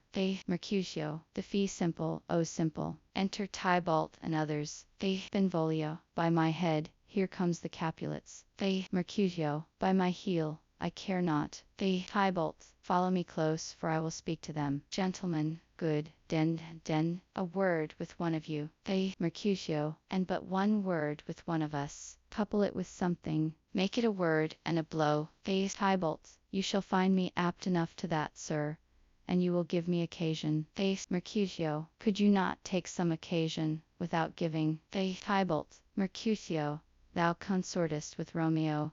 Mercutio. Consort. What, dost thou make us minstrels, and thou make minstrels of us? Look to hear nothing but discords. Here, 'S my fiddlestick here that shall make you dance. Bounds consort, Benvolio, we talk here in the public haunt of men. Either withdraw unto some private place, and reason coldly of your grievances, or else depart. Here all eyes gaze on us. Mercutio, men's eyes were made to look, and let them gaze. I will not budge for no man's pleasure. Enter Romeo. Tybalt, well, peace be with you, sir, here comes my man. Mercutio, but I'll be hanged, sir, if he wear your livery. Marry, go before to field. I'll be your follower. Your worship in that sense may call him man. Tybalt, Romeo, the love I bear thee can afford no better term than this. Thou art a villain. Romeo, Tybalt, the reason that I have to love thee doth much excuse the appertaining rage to such a greeting. Villain am I none, therefore, farewell. I see thou know'st me not. Tybalt, boy, this shall not excuse the injuries that thou hast done me, therefore turn and draw. Romeo, I do protest I never injure to thee, but love thee better than thou canst devise till thou shalt know the reason of my love. And so, good Capulet, which name I tender as dearly as mine own, be satisfied. Mercutio, O calm, dishonorable, vile submission, draws, alla stoccata carries it away. Tybalt, you rat catcher, will you walk? Tybalt, what wouldst thou have with me? Mercutio, good king of cats, nothing but one of your 9 lives, that I mean to make bold withal. And as you shall use me hereafter, dry beat the rest of the 8. Will you pluck your sword out of his pilcher by the ears? Make haste, lest mine be about your ears ere it be out. Tybalt, drawing kind, I am for you. Romeo, gentle Mercutio, put thy rapier up. Mercutio, come, sir, you're passato. They fight. Romeo, draw. Benvolio, beat down their weapons. Gentlemen, for shame, forbear this outrage. Tybalt, Mercutio, the prince expressly hath forbid this bandying in Verona streets. Hold Tybalt, good Mercutio. Exeunt Tybalt with his partisans. Mercutio, I am hurt, a plague both your houses. I am sped. Is he gone, and hath nothing? Benvolio, what, art thou hurt? Mercutio, a scratch. Marry, 'tis enough. Where's my page? Go, villain, fetch a surgeon. Exit page. Romeo, courage, man, the hurt cannot be much. Mercutio, no, 'tis not so deep as a well, nor so wide as a church door, but 'tis enough, 'twill serve. Ask for me tomorrow, and you shall find me a grave man. I am peppered, I warrant, for this world, a plague both your houses. Zounds, a dog, a rat, a mouse, a cat, to scratch a man to death, a braggart, a rogue, a villain, that fights by the book of arithmetic. Why the devil came you between us? I was hurt under your arm. Romeo, I thought all for the best. Mercutio, help me into some house, Benvolio, or I shall faint. A plague both your houses. They have made worms, meat of me. I have it, and soundly too. Your houses. Exeunt Mercutio and Benvolio.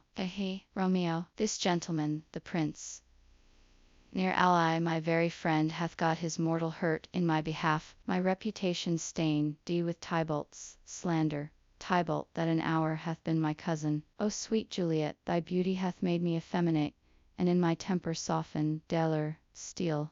Re-enter Benvolio. Benvolio, O Romeo, brave Mercutio, as dead. That gallant spirit hath asper the clouds, which too untimely here did scorn the earth. Romeo, this day's black fate on Modes doth depend, and this but begins the woe others must end. Re-enter Tybalt. Benvolio, here comes the furious Tybalt back again. Romeo, again in triumph, and Mercutio slain. Away to heaven respective lenity and fire. To fury be my conduct now.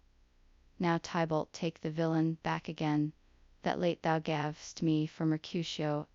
Soul is but a little way above our heads, staying for thine to keep him company. Either thou or I, or both, must go with him. Tybalt, thou wretched boy that didst consort him here, shalt with him hence. Romeo, this shall determine that. They fight. Tybalt falls. Benvolio, Romeo, away, begone. The citizens are up, and Tybalt slain. Stand not amazed. The prince will doom thee death, if thou art taken, hence be gone away. Romeo, oh, I am fortune's fool. Benvolio, why dost thou stay? Exit Romeo. Enter citizens.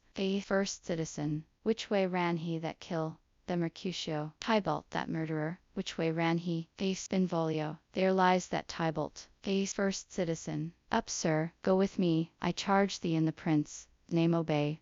Enter prince, attended, Montague, Capulet, their wives and others. Prince, where are the vile beginners of this fray? Benvolio, O noble prince, I can discover all the unlucky manage of this fatal brawl. There lies the man, slain by young Romeo, that slew thy kinsman, brave Mercutio. Lady Capulet, Tybalt my cousin, O my brother's child, O prince, O husband, O the blood is spilled of my dear kinsman, prince, as thou art true, for blood of ours shed blood of Montague, Montague, O cousin, Prince, Benvolio, who began this bloody fray. Benvolio, Tybalt here slain, whom Romeo's hand did slay. Romeo that spoke him fair, bid him bethink how nice the quarrel was, and urge, with all your high displeasure. All this uttered with gentle breath, calm look, knees humbly bow. He could not take truce with the unruly spleen of Tybalt, deaf to peace, but that he tilts with piercing steel at bold Mercutio, as breast, who, all is hot, turns deadly point to point, and with a martial scorn with one hand beats cold death aside, and with the other sends it back to Tybalt, whose dexterity retorts it. Romeo, he cries aloud, hold friends, part, and swifter than his tongue his agile arm beats down their fatal points, and twixt them rushes, underneath whose arm an envious thrust from Tybalt hit the life of stout Mercutio, and then Tybalt fled, but by and by comes back to Romeo, who had but newly entertained de revenge, and two, they go like lightning, who had but newly entertained revenge, and two, they go like lightning, for ere I could draw to part them was stout Tybalt slain, and as he fell did Romeo turn and fly. This is the truth, or let Benvolio die. Lady Capulet, he is a kinsman to the Montague, affection makes him false, he speaks not true. Some 20 of them fought in this black strife, and all those 20 could but kill one life. I beg for justice, which thou, prince, must give. Romeo slew Tybalt, Romeo must not live. Prince, Romeo slew him, he slew Mercutio, who now the price of his dear blood doth owe. Montague, not Romeo, prince, he was Mercutio's friend, his fault concludes but what the law should end, the life of Tybalt. Prince, and for that offense, immediately we do exile him hence. I have an interest in your hates, proceeding, my blood for your rude brawls doth lie bleeding, but I'll immerse you with so strong a fine that you shall all repent the loss of mine. I will be deaf to pleading and excuses, nor tears, nor prayers, shall purchase out abuses, therefore use none. Let Romeo hence in haste, else, when he is found, that hour is his last, bear hence this body, and attend our will. Mercy but murders, pardoning those that kill. Exeunt. Scene 2. A room in Capulet's house. Enter Juliet. Juliet, gallop apace, you fiery-footed steeds, towards Phoebus' lodging. Such a wagoner as Phaeton would whip you to the west, and bring in cloudy night immediately. Fed thy close curtain, love, performing night, that runaway eyes may wink, and Romeo leap to these arms untalked of and unseen. Lovers can see to do their amorous rites by their own beauties, or, if love be blind, it best agrees with night. Come, civil knight, thou sober suited matron, all in black, and learn me how to lose a winning match. Play, for a pair of stainless maidenhoods, could my unman, do blood bating in my cheeks, with thy black mantle till strange love grow bold.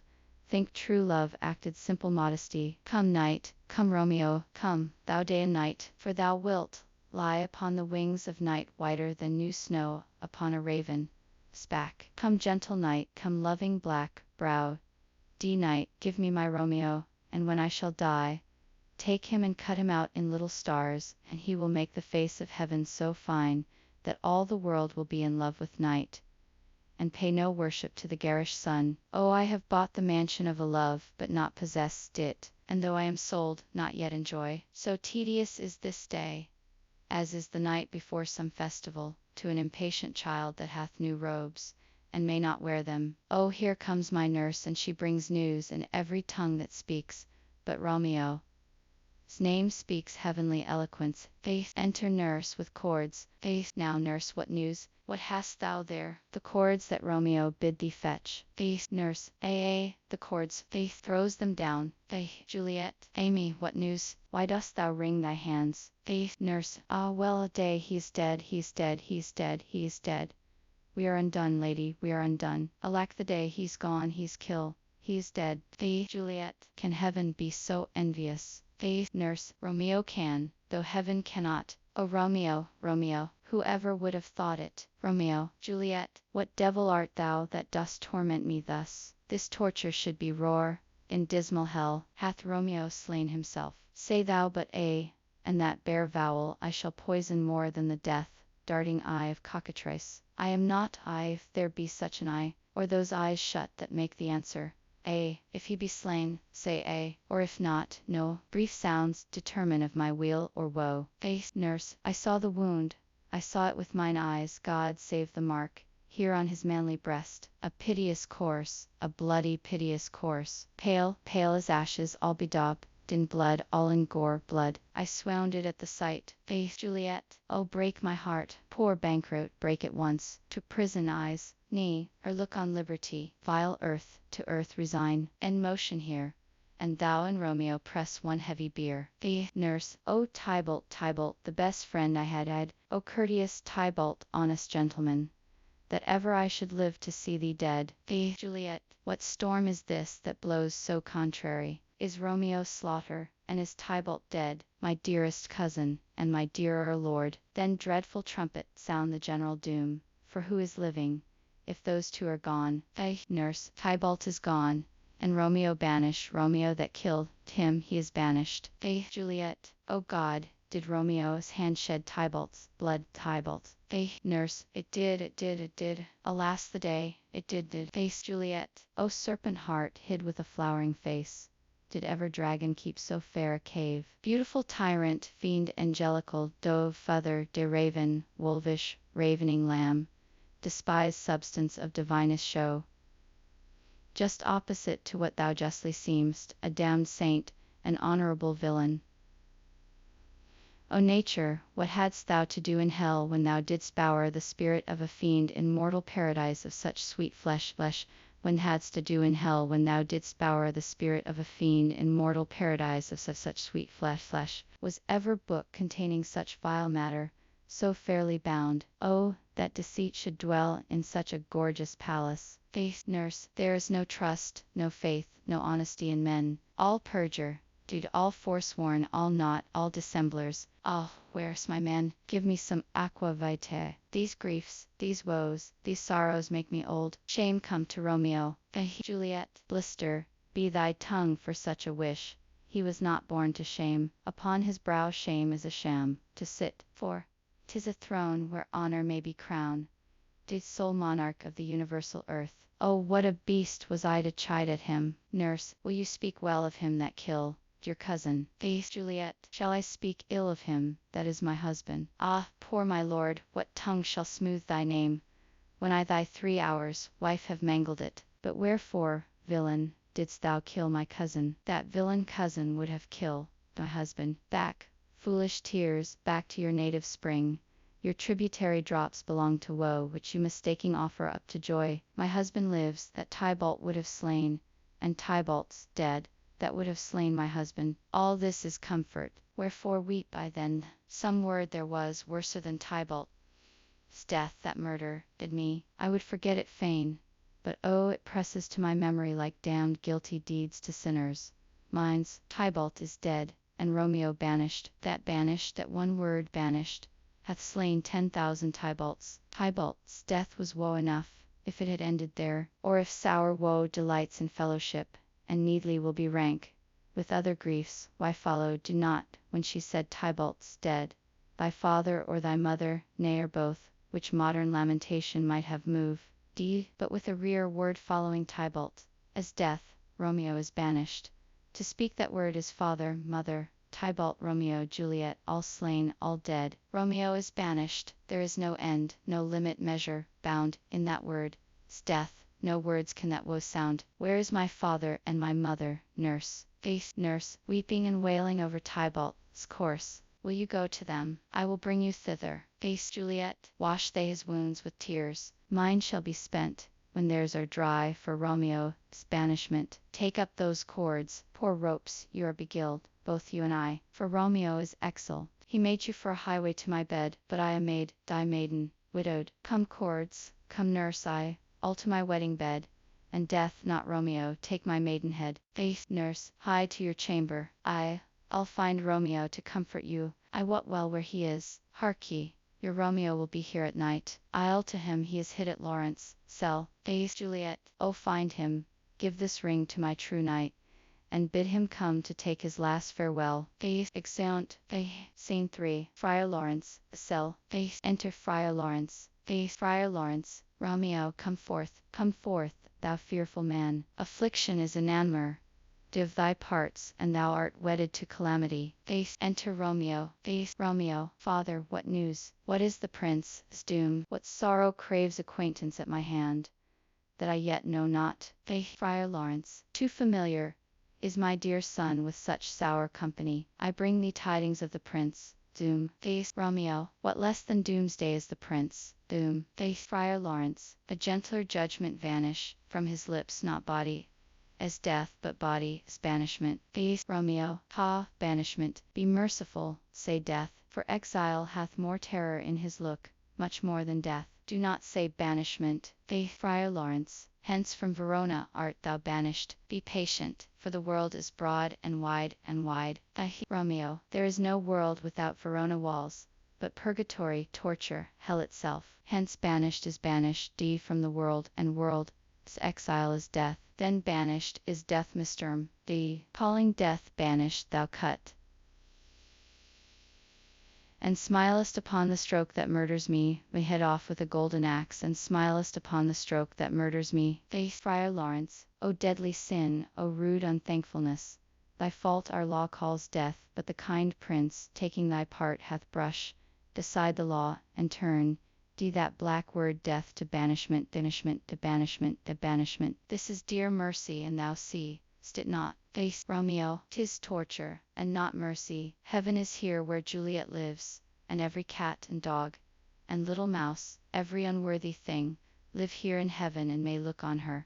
But Romeo may not. More validity, more honorable state, more courtship lives in carrion flies than Romeo. They may seize on the white wonder of dear Juliet's hand, and steal immortal blessing from her lips, who even in pure and vestal modesty still blush, as thinking their own kisses sin. But Romeo may not, he is banished. This may flies do, when I from this must fly. They are free men, but I am banished. And say'st thou yet that exile is not death? Hadst thou no poison mixed, no sharp ground knife, no sudden mean of death, though ne'er so mean, but banished to kill me? Banished, O friar, the damned use that word in hell, howling attends it. How hast thou the heart, being a divine, a ghostly confessor, a sin absolver and my friend, profess to mangle me with that word banished? Faith. Friar Lawrence. Thou fond madman, hear me speak a little. Romeo. Oh, thou wilt speak again of banishment. Faith. Friar Lawrence. I'll give thee armor to keep off that word adversity, sweet milk philosophy, to comfort thee, though thou art banished. Faith. Romeo. Yet banished. Hang up philosophy, unless philosophy can make a Juliet, displant a town, reverse a prince. It helps not, it prevails not. Talk no more, reverse a prince. Faith. Friar Lawrence. Oh, then I see that madmen have no ears. Faith. Romeo. How should they, when that wise men have no eyes? Faith. Friar Lawrence. Let me dispute with thee of thy estate. Faith. Romeo. Thou canst not speak of that thou dost not feel. Wert thou as young as I, Juliet thy love, an hour but married, Tybalt murdered, doting like me, and like me banished, then mightst thou speak, then mightst thou tear thy hair, and fall upon the ground as I do now, taking the measure of an unmade grave. Faith. Knocking within. See, Friar Lawrence. Arise, one knocks. Good Romeo, hide thyself. Faith. Romeo. Not I. unless the breath of heartsick groans mist like enfold me from the search of eyes. Knocking. Friar Lawrence, hark how they knock. Who is there? Hark how they knock. Romeo, arise, thou wilt be taken. Stay a while, stand up. Knocking. I see, run to my study. By and by, God's will. What simpleness is this? I come. Knocking. Who knocks so hard? Whence come you? What is your will? Nurse, within, let me come in, and you shall know my errand. I come from Lady Juliet. Friar Lawrence, welcome then. Enter nurse. Nurse, O holy friar, oh tell me, holy friar, where is my lady? Lord, where is Romeo? Friar Lawrence, there on the ground, with his own tears made drunk. Nurse, oh, he is even in my mistress' case, just in her case. Oh, woeful sympathy, piteous predicament. Even so lies she, blubbering and weeping and blubbering. Stand up, and you be a man. For Juliet's sake, for her sake, rise and stand. Why should you fall into so deep an Romeo, nurse, ah sir, death. It's the end of all. Romeo, thinkest thou of Juliet? How is it with her? Doth not she think me an old murderer, now I have stain the childhood of our joy with blood remove, but little from her own? Where is she, and how doth she, and what says my conceal, de lady to our cancel, de love?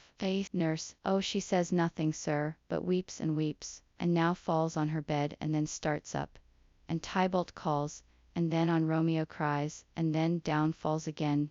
Romeo, as if that name, shot from the deadly level of a gun, did murder her, as that name's cursed hand murder do her kinsman. Oh, tell me, friar, tell me, in what vile part of this anatomy doth my name lodge? Tell me, that I may sack the hateful mansion.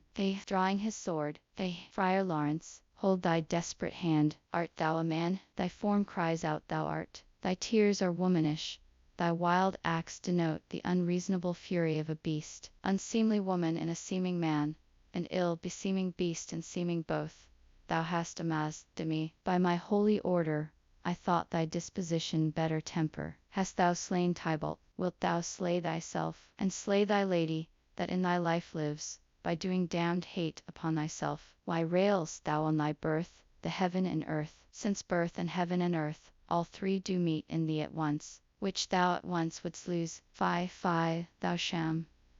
Thy shape, thy love, thy wit, which like a usurer aboundest in all, and usest none in that true use indeed which should bedeck thy shape, thy love, thy wit, in that true use indeed which should bedeck thy shape, thy love, thy wit. Thy noble shape is but a form of wax, digressing from the valor of a man. Thy dear love sworn but hollow perjury, killing that love which thou hast vowed thee to cherish. Thy wit, that ornament to shape and love, misshapen in the conduct of them both, like powder in a skilless soldier's flask, is set afire by thine own ignorance, and thou dismember with thine own defense in the fence. What roused thee, man? Thy Juliet is alive, for whose dear sake thou wast but lately dead. There art thou happy. Tybalt would kill thee, but thou slewest Tybalt. There art thou happy. The law that threatened death becomes thy friend, and turns it to exile. There art thou happy. A pack of blessings light upon thy back. Happiness courts thee, in her best array, but like a misshaped and sullen wench thou put'st up thy fortune and thy love. Take heed, for such die miserable. Go,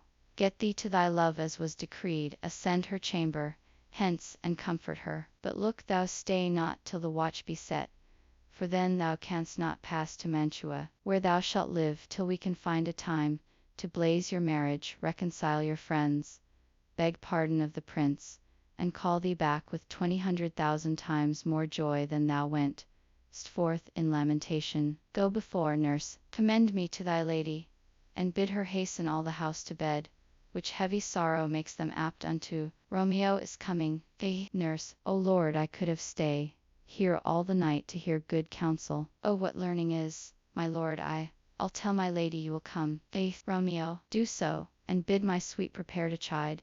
Nurse, here, sir, a ring she bid me give you, sir. Hie you make haste, for it grows very late. Exit. Romeo, how well my comfort is revived by this. Friar Lawrence, go hence, good night, and here stands all your state. Either be gone before the watch be set, or by the break of day disguise from hence, sojourn in Mantua. I'll find out your man, and he shall signify from time to time every good hap to you that chances here. Give me thy hand, 'tis late. Farewell, good night, faith, Romeo. But that a joy past joy calls out on me.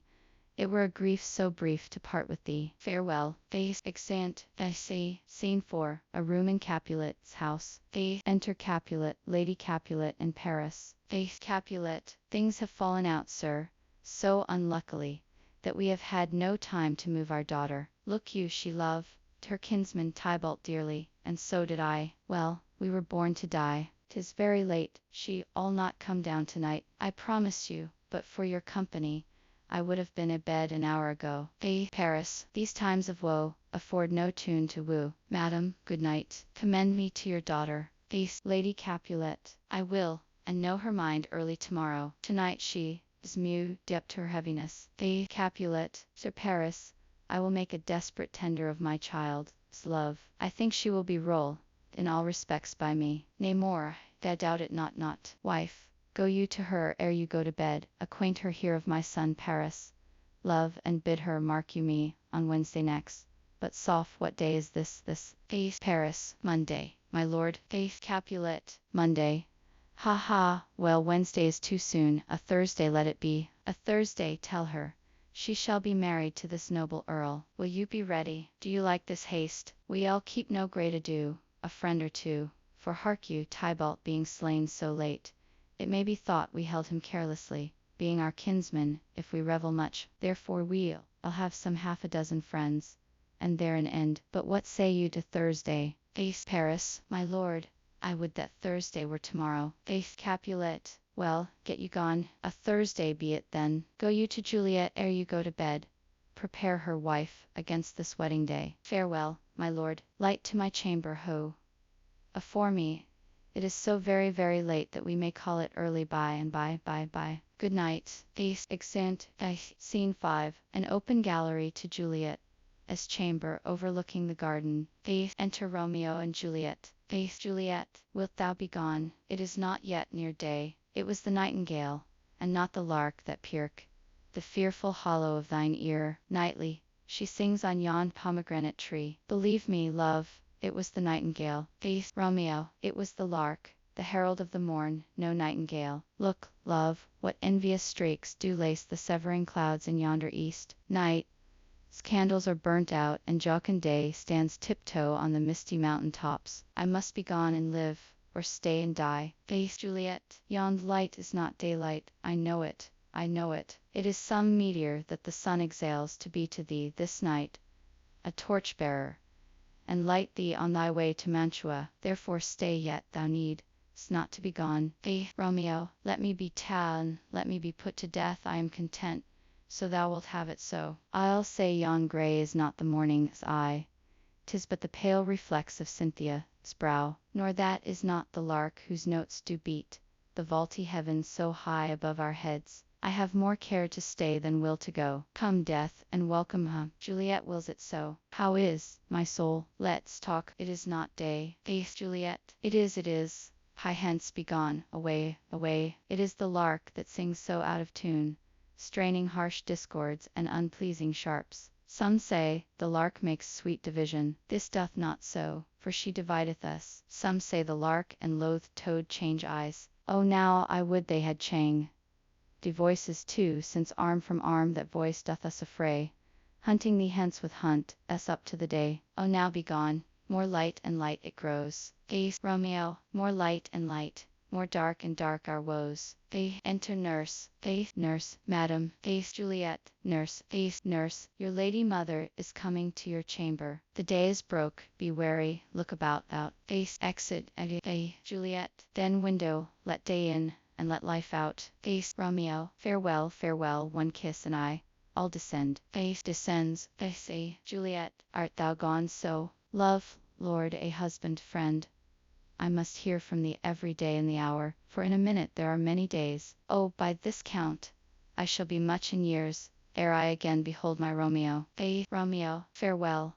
I will omit no opportunity that may convey my greetings, love, to thee. Juliet. Oh, thinkest thou we shall ever meet again? Romeo. I doubt it not. and all these woes shall serve for sweet discourses in our time to come. Juliet. O God, I have an ill divining soul. Methinks I see thee, now thou art so low, as one dead in the bottom of a tomb. Either my eyesight fails, or thou look'st pale. Romeo, and trust me, love, in my eyes so do you. Dry sorrow drinks our blood. Adieu, adieu. Exit below. Juliet. O Fortune, Fortune, all men call thee fickle. If thou art fickle, what dost thou with him that is renowned for faith? Be fickle, Fortune, for then I hope thou wilt not keep him long, but send him back. Lady Capulet. Within. Ho, daughter, are you up? Juliet. Who is that calls? Is it my lady mother? Is she not down so late, or up so early? What unaccustomed cause procures her hither? Enter Lady Capulet. Lady Capulet. Why, how now, Juliet? Juliet. Madam, I am not well. Lady Capulet. Evermore weeping for your cousin's death. What? Wilt thou wash him from his grave with tears? And if thou couldst not make him live. Therefore have done. Some grief shows much of love, but much of grief shows still some want of wit. Juliet. Yet let me weep for such a feeling loss. Lady Capulet. So shall you feel the loss, but not the friend which you weep for. Juliet. Feeling so the loss, I cannot choose but ever weep the friend. Lady Capulet. Well, girl, thou weep. It's not so much for his death as that the villain lives which slaughter him. Juliet. What villain, madam? Lady Capulet. That same villain Romeo. Juliet. Villain, and he be many miles asunder. God pardon him. I do with all my heart, and yet no man like he doth grieve my heart. Lady Capulet. That is because the traitor murderer lives. Juliet. Madam, from the reach of these my hands, would none but I might venge my cousin's death. Lady Capulet. We will have vengeance for it. Fear thou not. Then weep no more. I'll send to one in Mantua, where that same banished renegade doth live. Shall give him such an unaccustomed dram that he shall soon keep Tybalt company, and then I hope thou wilt be satisfied. Juliet. Indeed, I never shall be satisfied with Romeo till I behold him dead.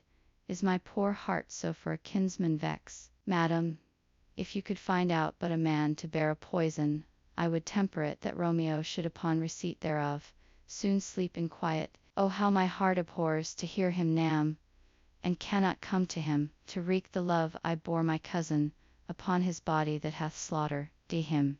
Lady Capulet. Find thou the means, and I'll find such a man. But now I'll tell thee joyful tidings, girl. Juliet. And joy comes well in such a needy time. What are they, I beseech your ladyship? Lady Capulet. Well, thou hast a careful father, child, one who to put thee from thy heaviness hath sorted out a sudden day of joy that thou expects not, nor I look and not for. Juliet. Madam, in happy time, what day is that?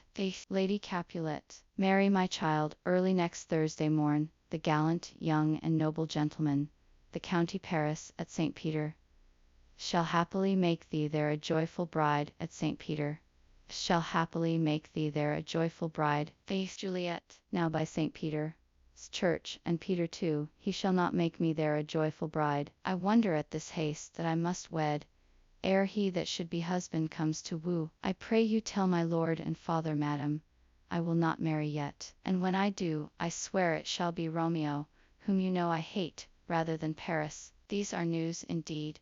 Lady Capulet. Here comes your father, tell him so yourself, and see how he will take it at your hands. Enter Capulet and nurse. Capulet. When the sun sets, the air doth drizzle dew, but for the sunset of my brother son, it rains downright. How now, a conduit, girl? What, still in tears, evermore showering? In one little body thou counterfeits a bark, a sea, a wind, for still thy eyes, which I may call the sea, do ebb and flow with tears. The bark thy body is, sailing in this salt flood, the winds, thy sighs, who raging with thy tears, and they with them, without a sudden calm will overset thy tempest-tossed body. How now, wife, have you deliver to her our decree?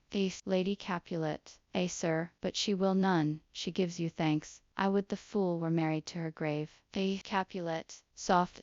Take me with you, wife. How will she none? Doth she not give us thanks? Is she not proud? Doth she not count her blessed, unworthy as she is, that we have wrought so worthy a gentleman to be her bridegroom? Faith, Juliet, not proud you have, but thankful that you have. Proud can I never be of what I hate, but thankful even for hate that is meant love. Faith, Capulet, how now, chop, logic, what is this? Proud, and I thank you not, and yet not proud. Mistress Minion, you thank me no thankings, nor proud me no prouds, but fettle your fine joints 'gainst Thursday next to go with Paris to St. Peter's Church, or I will drag thee on a hurdle thither. Out you green sickness carrion, out you baggage, you tallow face. Lady Capulet, fie, what, are you mad? Fie.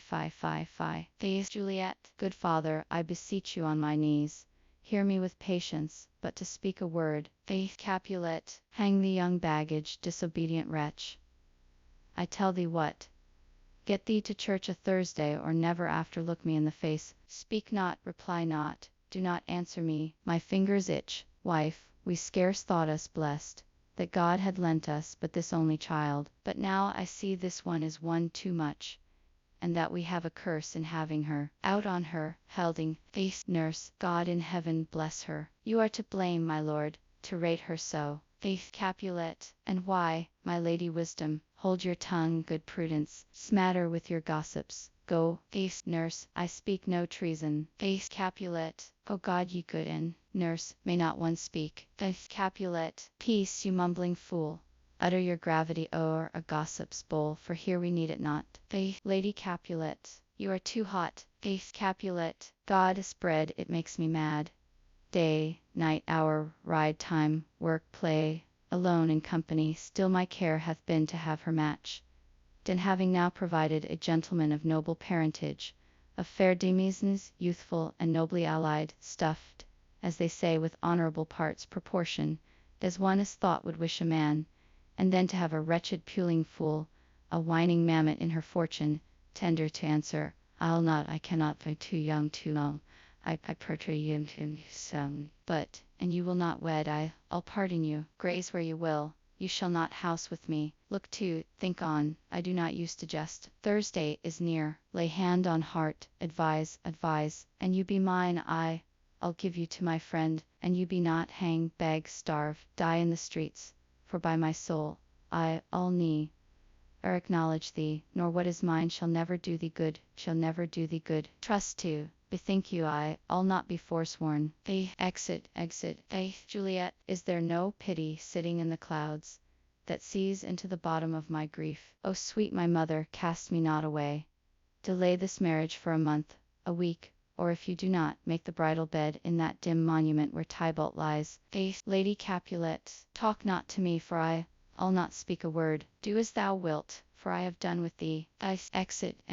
Juliet, O God, O nurse, how shall this be prevented? My husband is on earth, my faith in heaven. How shall that faith return again to earth, unless that husband send it me from heaven, by leaving earth? Comfort me, counsel me. Alack, that heaven should practice stratagems upon so soft a subject as myself. What sayest thou? Hast thou not a word of joy, some comfort, nurse? Faith, nurse, faith, here it is. Romeo is banished, and all the world to nothing, that he dares knee, or come back to challenge you. Or if he do, it needs must be by stealth. Then, since the case so stands as now it doth, I think it best you married with the county. Oh, he's a lovely gentleman, Romeo's a dishclout to him, an eagle, madam, hath not so green, so quick, so fair an eye as Paris hath. Beshrew my very heart, I think you are happy in this second match, for it excels your first. Or if it did not, your first is dead, or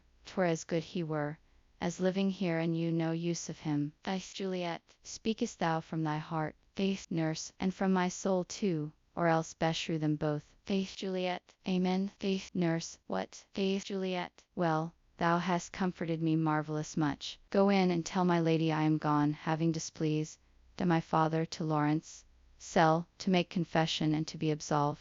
Did faith, nurse, marry I will, and this is wisely done. Faith, exit. Faith, Juliet, ancient damnation, O most wicked fiend, is it more sin to wish me thus forsworn, or to dispraise my lord with that same tongue which she hath praised? Do him with above compare so many thousand times. Go, counsellor, thou and my bosom henceforth shall be twain. I, to the friar to know his remedy. If all else fail, myself have power to die. Exit. Essay. Act 4, Scene 1. Friar Lawrence, a cell.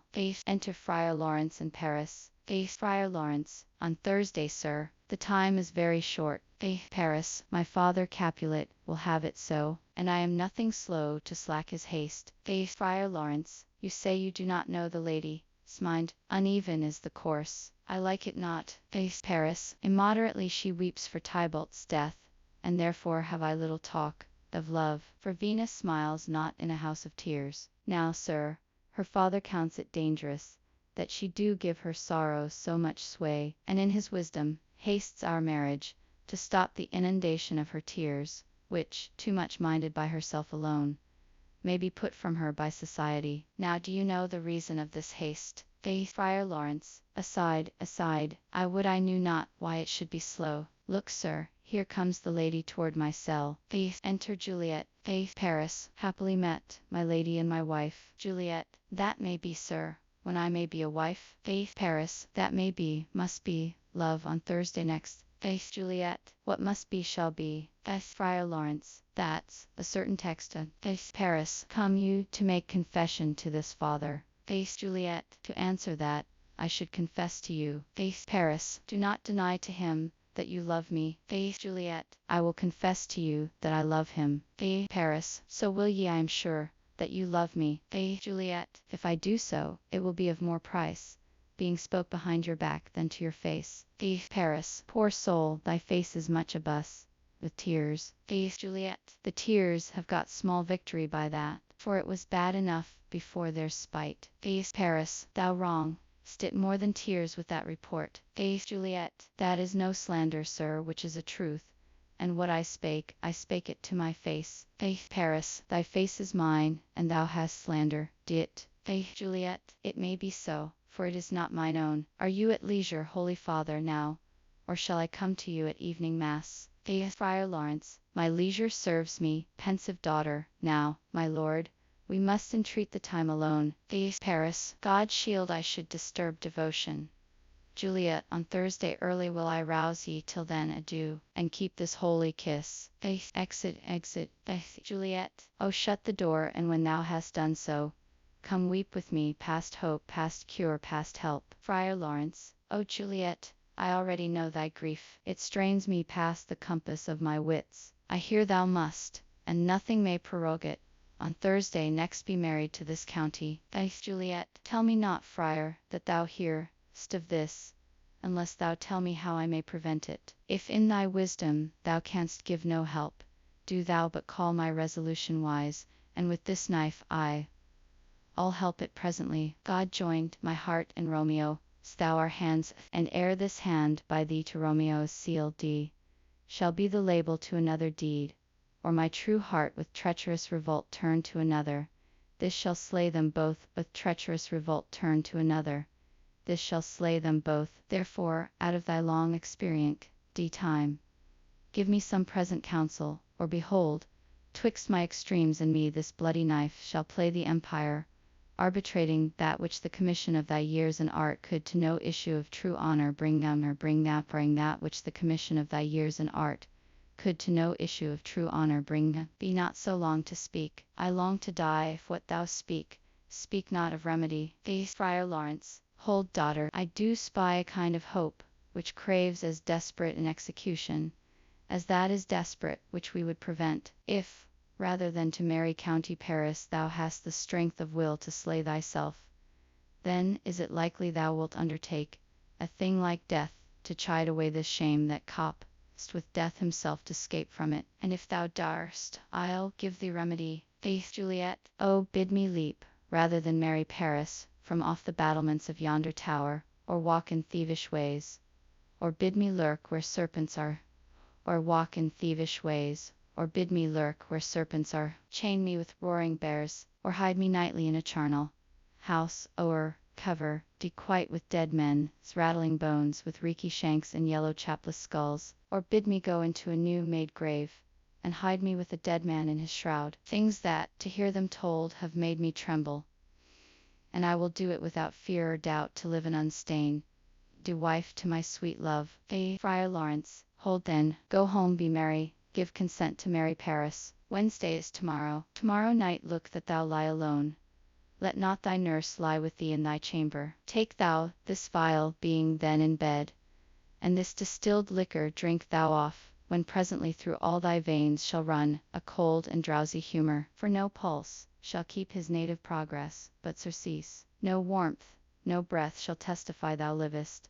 The roses in thy lips and cheeks shall fade to paly ashes. Thy eyes, windows fall like death when he shuts up the day of life. Each part deprived of supple government, shall stiff and stark and cold appear like death. And in this borrow, likeness of shrunk death, thou shalt continue 42 hours, and then awake as from a pleasant sleep. Now when the bridegroom in the morning comes to rouse thee from thy bed, there art thou dead. Then, as the manner of our country is, in thy best robes uncover on the bier, thou shalt be borne to that same ancient vault where all the kindred of the Capulets lie. In the meantime, against thou shalt awake, shall Romeo by my letters know our drift, and hither shall he come, and he and I will watch thy waking, and that very night shall Romeo bear thee hence to Mantua, and this shall free thee from this present shame, if no inconstant toy, nor womanish fear, abate thy valour in the acting it.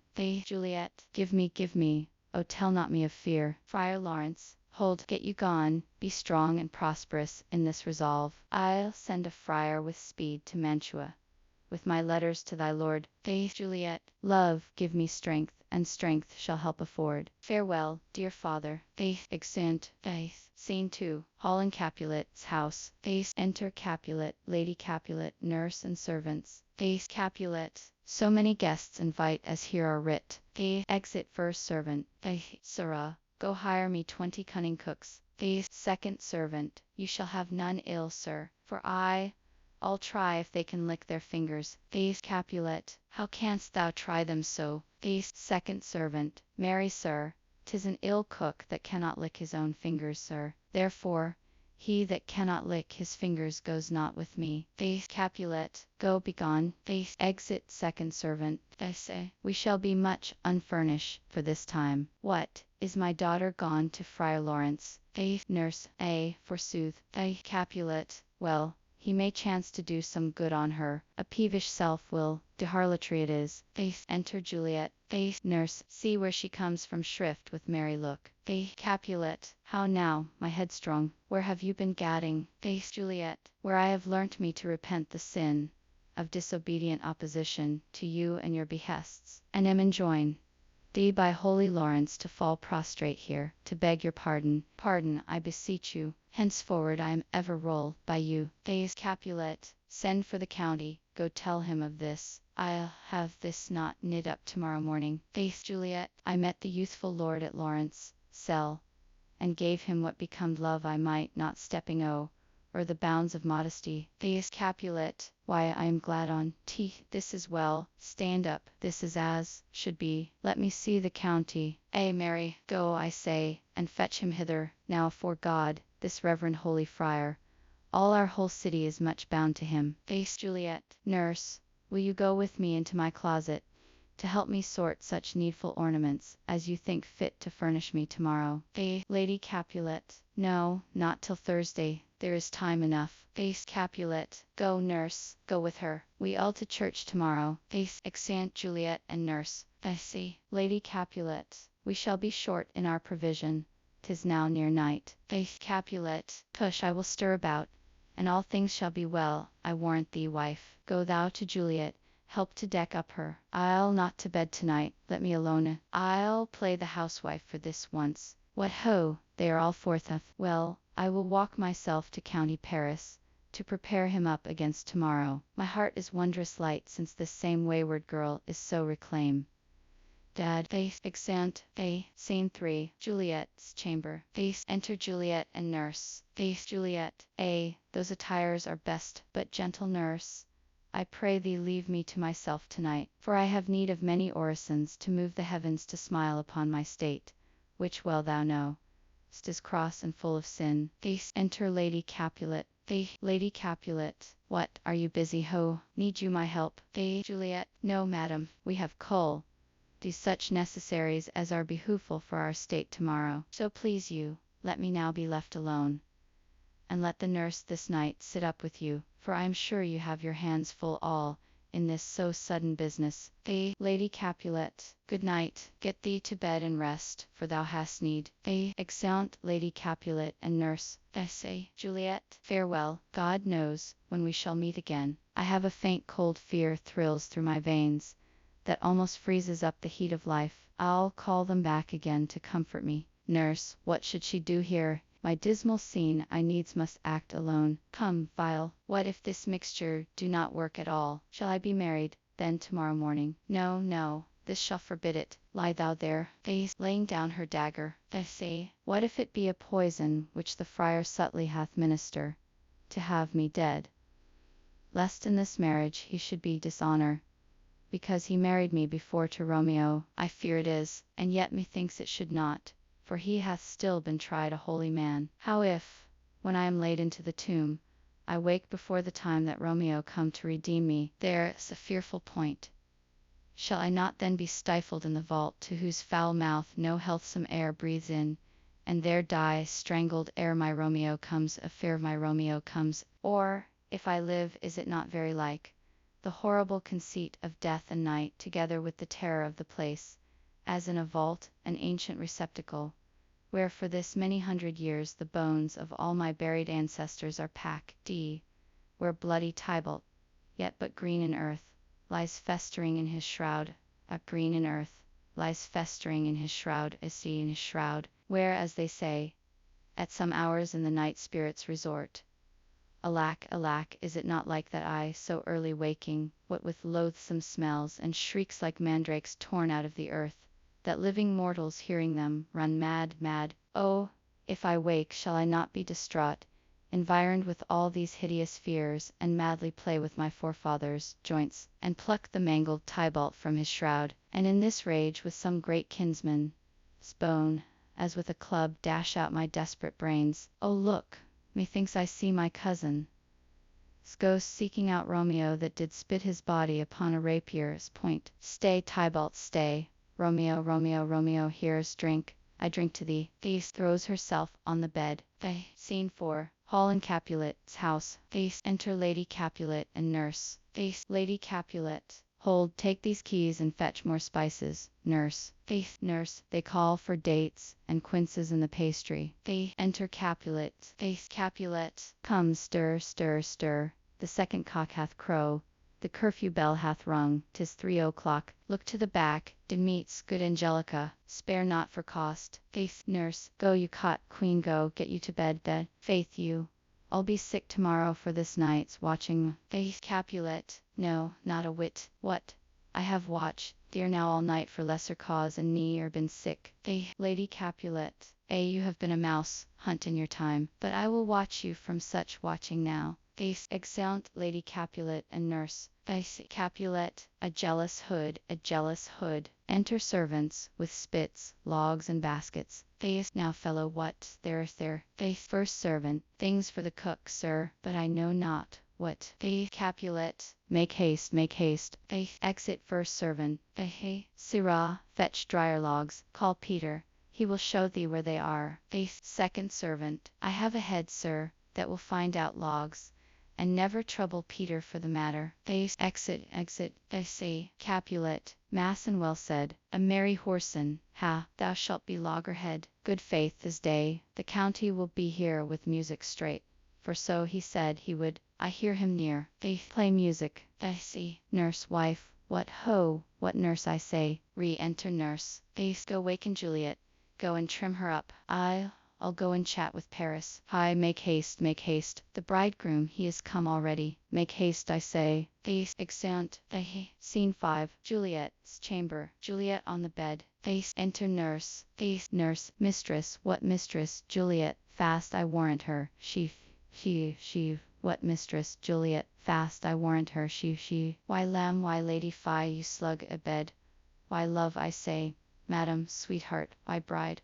What, not a word? Why, love, why say, madam, sweetheart, why bride? You take your pennyworths now, sleep for a week. For the next night, I warrant, the county Paris hath set up his rest, that you shall rest but little. God forgive me, Mary and Amen. How sound is she asleep? I needs must wake her. Madam, madam, madam, let the county take you in your bed, he'll fright you up, I faith, will it not be? What, dress, and in your clothes, and down again. I must needs wake you. Lady, lady, lady, alas, alas, help, help, my lady is dead. Oh well, a day that ever I was born, some aqua vitae, ho, my lord, my lady, enter Lady Capulet. Lady Capulet, what noise is here? Nurse, oh lamentable day. Lady Capulet, what is the matter? Nurse, look, look, oh heavy day. Lady Capulet, oh me, my child, my only life, revive, look up, or I will die with thee. Help, help, call help. Enter Capulet. Capulet, for shame, bring Juliet forth, her lord is come. Nurse, she is dead, deceased, she is dead, dead. Alack the day. Lady Capulet, alack the day, she is dead, she is dead, she is dead. Capulet, ha, let me see her. Out, alas, she is cold, her blood is settled, and her joints are stiff. Life and these lips have long been separated. Death lies on her like an untimely frost upon the sweetest flower of all the field.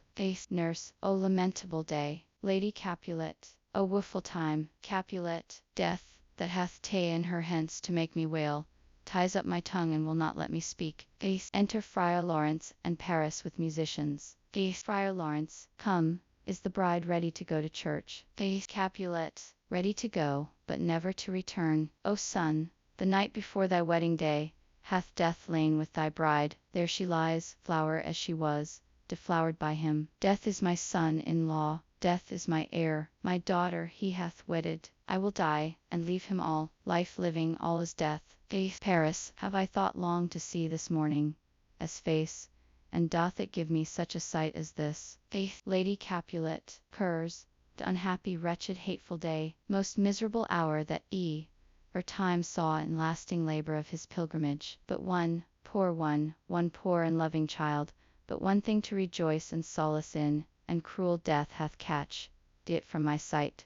Nurse, a woe, a woeful, woeful, woeful day, most lamentable day, most woeful day, that ever I did yet behold. O day, O hateful day, never was seen so black a day as this. O woeful day, O woeful day.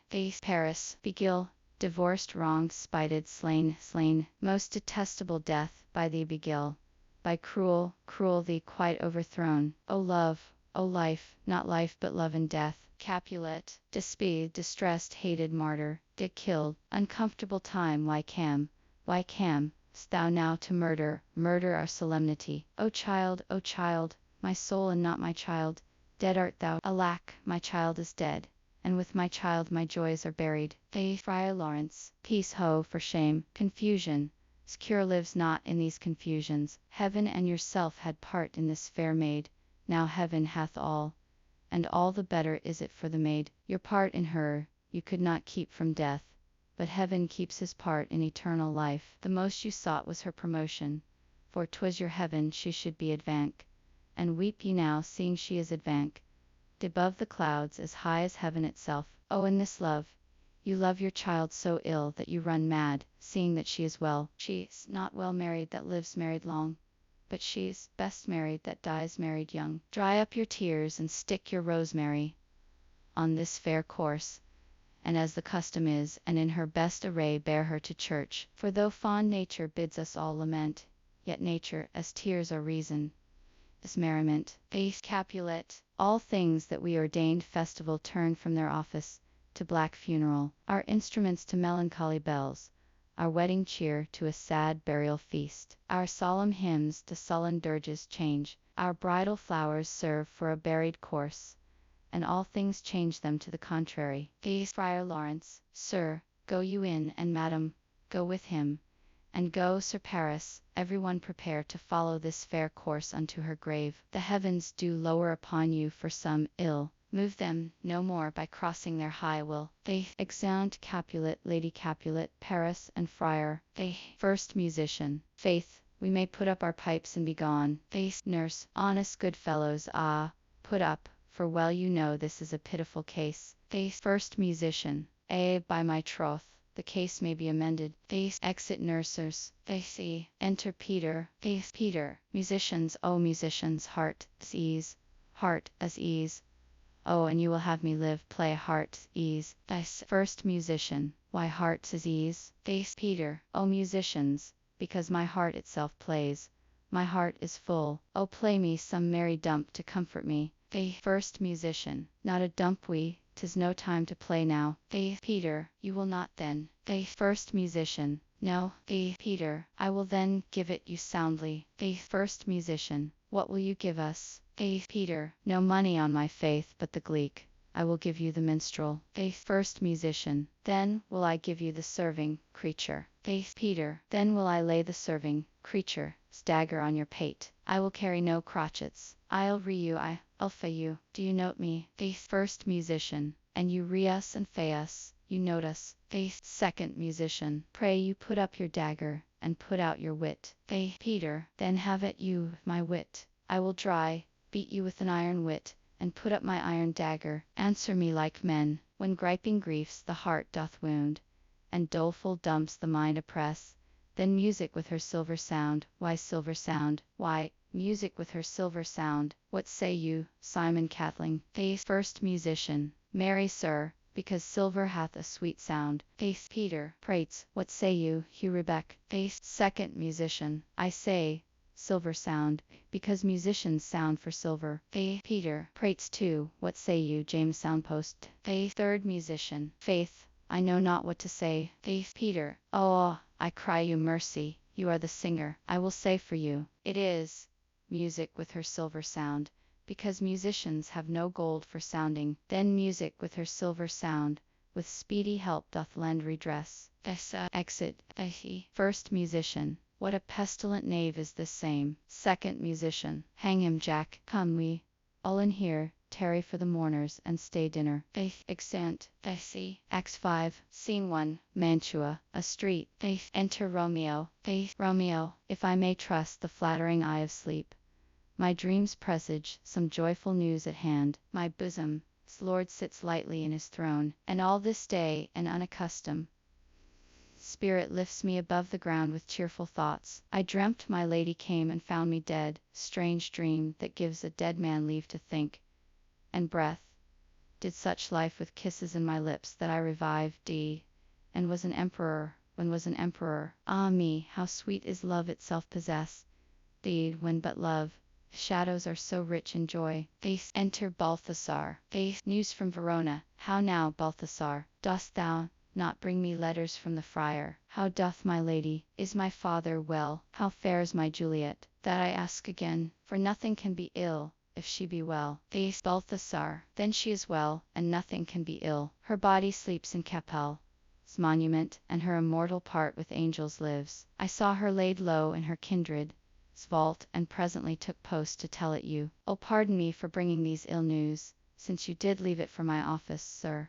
Romeo. Is it even so? Then I defy you, stars. Thou know'st my lodging. Get me ink and paper, and hire post horses. I will hence tonight. Balthasar. I do beseech you, sir, have patience. Your looks are pale and wild, and do import some misadventure. Romeo. Tush, thou art deceived. Leave me, and do the thing I bid thee do. Hast thou no letters to me from the friar? Balthasar. No, my good lord. Romeo. No matter. Get thee gone, and hire those horses. I'll be with thee straight. Exit Balthasar. Well, Juliet, I will lie with thee tonight. Let's see for means. O mischief, thou art swift to enter in the thoughts of desperate men. I do remember an apothecary, and hereabouts he dwells, which late I noted in tatter. Weeds with overwhelming brows, culling of simples, meager were his looks. Sharp misery had worn him to the bones. Culling of simples, meager were his looks. Sharp misery had worn him to the bones. And in his needy shop a tortoise hung, an alligator stuff, and other skins of ill-shaped fishes, and about his shelves a beggarly account of empty boxes, green earthen pots, bladders and musty seeds, remnants of pack-thread and old cakes of roses were thinly scattered. To make up a show, noting this penury, to myself I said, And if a man did need a poison now, whose sale is present death in Mantua, here lives a caitiff wretch would sell it him. Oh, this same thought did but forerun my need, and this same needy man must sell it me. As I remember, this should be the house. Being holiday, the beggar shop is shut. What ho, apothecary! Enter apothecary. Apothecary, who calls so loud? Romeo, come hither, man, I see that thou art poor. Hold, there is 40 ducats. Let me have a dram of poison, such soon, speeding gear, as will disperse itself through all the veins, that the life-weary taker may fall dead, and that the trunk may be discharged of breath as violently as hasty powder fur doth hurry from the fatal cannon. Swoon. Apothecary, such mortal drugs I have, but Mantua's law is death to any he that utters them. Romeo, art thou so bare and full of wretchedness and fear, to die? Famine is in thy cheeks, need and oppression starveth in thine eyes, contempt and beggary hangs upon thy back. The world is not thy friend, nor the world's law. The world affords no law to make thee rich. Then be not poor, but break it and take this. Apothecary, my poverty, but not my will consents. Romeo, I pay thy poverty, and not thy will. Apothecary, put this in any liquid thing you will, and drink it off, and if you had the strength of 20 men, it would dispatch you straight. Romeo, there is thy gold, worse poison to men souls, doing more murder in this loathsome world than these poor compounds that thou mayst not sell. I sell thee poison, thou hast sold me none. Farewell, buy food, and get thyself in flesh. Come, cordial and not poison. Go with me to Juliet's grave, for there must I use thee. Exeunt. Scene 2. Friar Lawrence, a cell. Enter Friar John. Friar John, holy Franciscan friar, brother Ho. Enter Friar Lawrence. Friar Lawrence, this same should be the voice of Friar John. Welcome from Mantua. What says Romeo? Or, if his mind be writ, give me his letter. Friar John, going to find a barefoot brother out, one of our order, to associate me, here in this city visiting the sick, and finding him, the searchers of the town, suspecting that we both were in a house where the infectious pestilence did reign, sealed up the doors, and would not let us forth, so that my speed to Mantua there was stay. Friar Lawrence, who bare my letter, then to Romeo. Friar John, I could not send it, here it is again, nor get a messenger to bring it thee, so fearful were they of infection. Friar Lawrence, unhappy fortune, by my brotherhood, the letter was not nice, but full of charge, of dear import, and the neglecting it may do much danger. Friar John, go hence, get me an iron crow, and bring it straight unto my cell. Friar John, brother, I'll go and bring it thee. Exit. Friar Lawrence, now must I to the monument alone. Within this 3 hours will fair Juliet wake. She will beshrew me much, that Romeo hath had no notice of these accidents. But I will write again to Mantua, and keep her at my cell till Romeo come. Poor living corse clause, in a dead man's tomb. Exit. Scene 3. A churchyard. In it, a monument belonging to the Capulets. Enter Paris, and his page bearing flowers and a torch.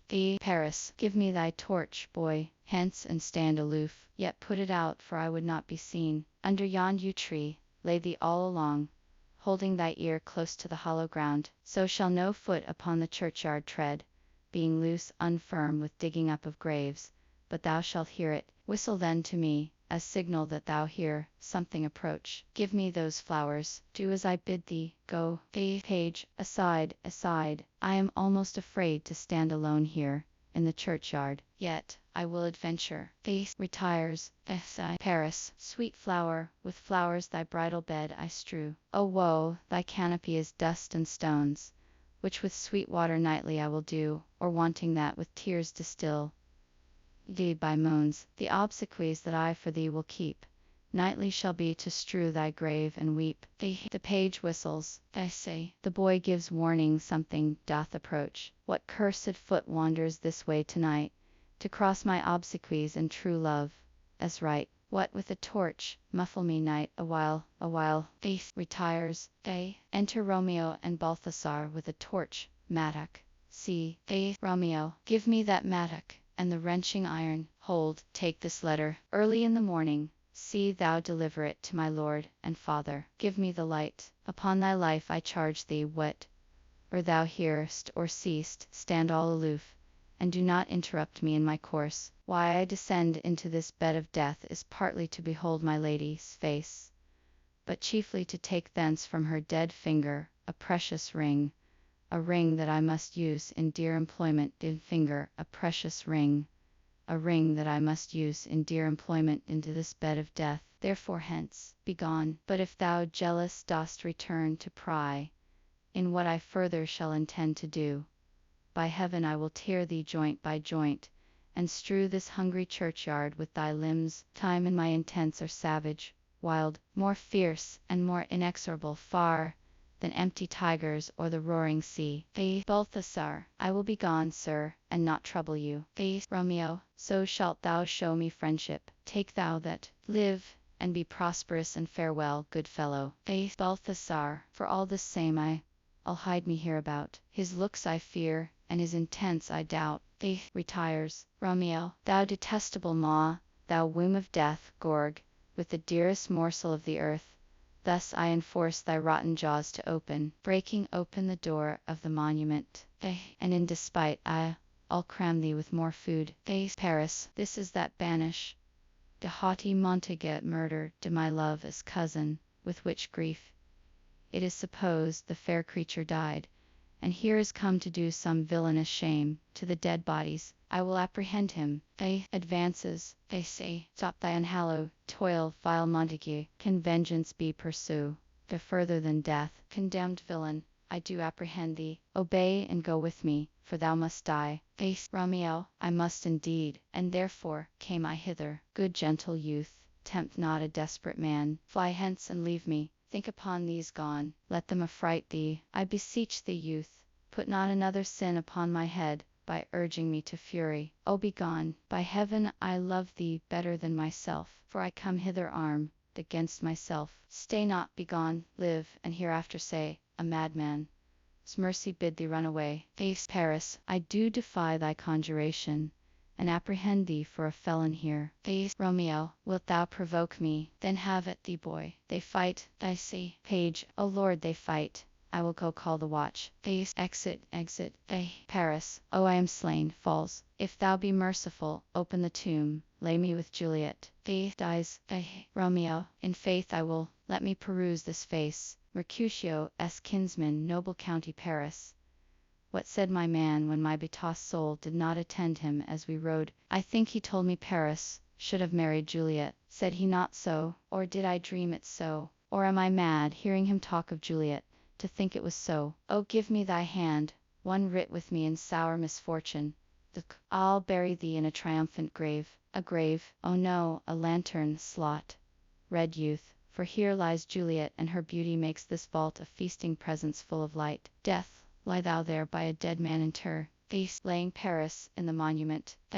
How oft when men are at the point of death have they been merry, which their keepers call a lightning before death. Oh, how may I call this a lightning? O my love, my wife, death that hath suck the honey of thy breath, hath had no power yet upon thy beauty. Thou art not conquer. Beauty is ensign yet is crimson in thy lips and in thy cheeks, and death's pale flag is not advanced there. Tybalt, liest thou there in thy bloody sheet? Oh, what more favour can I do to thee, than with that hand that cut thy youth in twain, to sunder his that was thine enemy? Forgive me, cousin. Ah, dear Juliet, why art thou yet so fair? Shall I believe that unsubstantial death is amorous, and that the lean abhorred monster keeps thee here in dark to be his paramour? For fear of that, I still will stay with thee, and never from this palace of dim night depart again. Here will I remain with worms that are thy chambermaids. Oh, here will I set up my everlasting rest, and shake the yoke of inauspicious stars from this world-wearied flesh. Eyes, look your last, arms, take your last embrace, and lips owe you the doors of breath, seal with a righteous kiss, a dateless bargain to engrossing death. Come, bitter conduct, come, unsavory guide, thou desperate pilot, now at once run on the dashing rocks thy sea, sick weary bark. Here's to my love, drinks, O true apothecary, thy drugs are quick, thus with a kiss I die. Dies. Enter at the other end of the churchyard Friar Lawrence, with a lantern, crow, and spade. Friar Lawrence. Saint Francis, be my speed. How oft tonight have my old feet stumbled at graves. Who's there? Who is it that consorts so late the dead? Balthasar. Here, 's one, a friend, and one that knows you well. Friar Lawrence. Bliss be upon you. Tell me, good my friend, what torch is yon that vainly lends his light to grubs and eyeless skulls? As I discern, it burneth in the capel's monument. Balthasar. It doth so, holy sir, and there 's my master, one that you love. Friar Lawrence. Who is it? Balthasar. Romeo. Friar Lawrence. How long hath he been there? Balthasar. Full half an hour. Friar Lawrence. Go with me to the vault. Balthasar. I dare not, sir. My master knows not but I am gone hence, and fearfully did menace me with death, if I did stay to look on his intents. Friar Lawrence. Stay then, I'll go alone. Fear comes upon me. Oh, much I fear some ill unlucky thing. Balthasar. As I did sleep under this yew tree here, I dreamt my master and another fought, and that my master slew him. Friar Lawrence. Romeo. Advances. Alack, alack! What blood is this which stains the stony entrance of this sepulchre? What mean these masterless and gory swords to lie discolor by this place of peace? Enters the monument.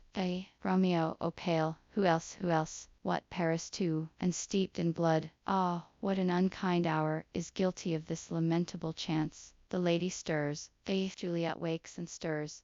Juliet. O comfortable friar, where is my lord? I do remember well where I should be, and there I am. Where's my Romeo?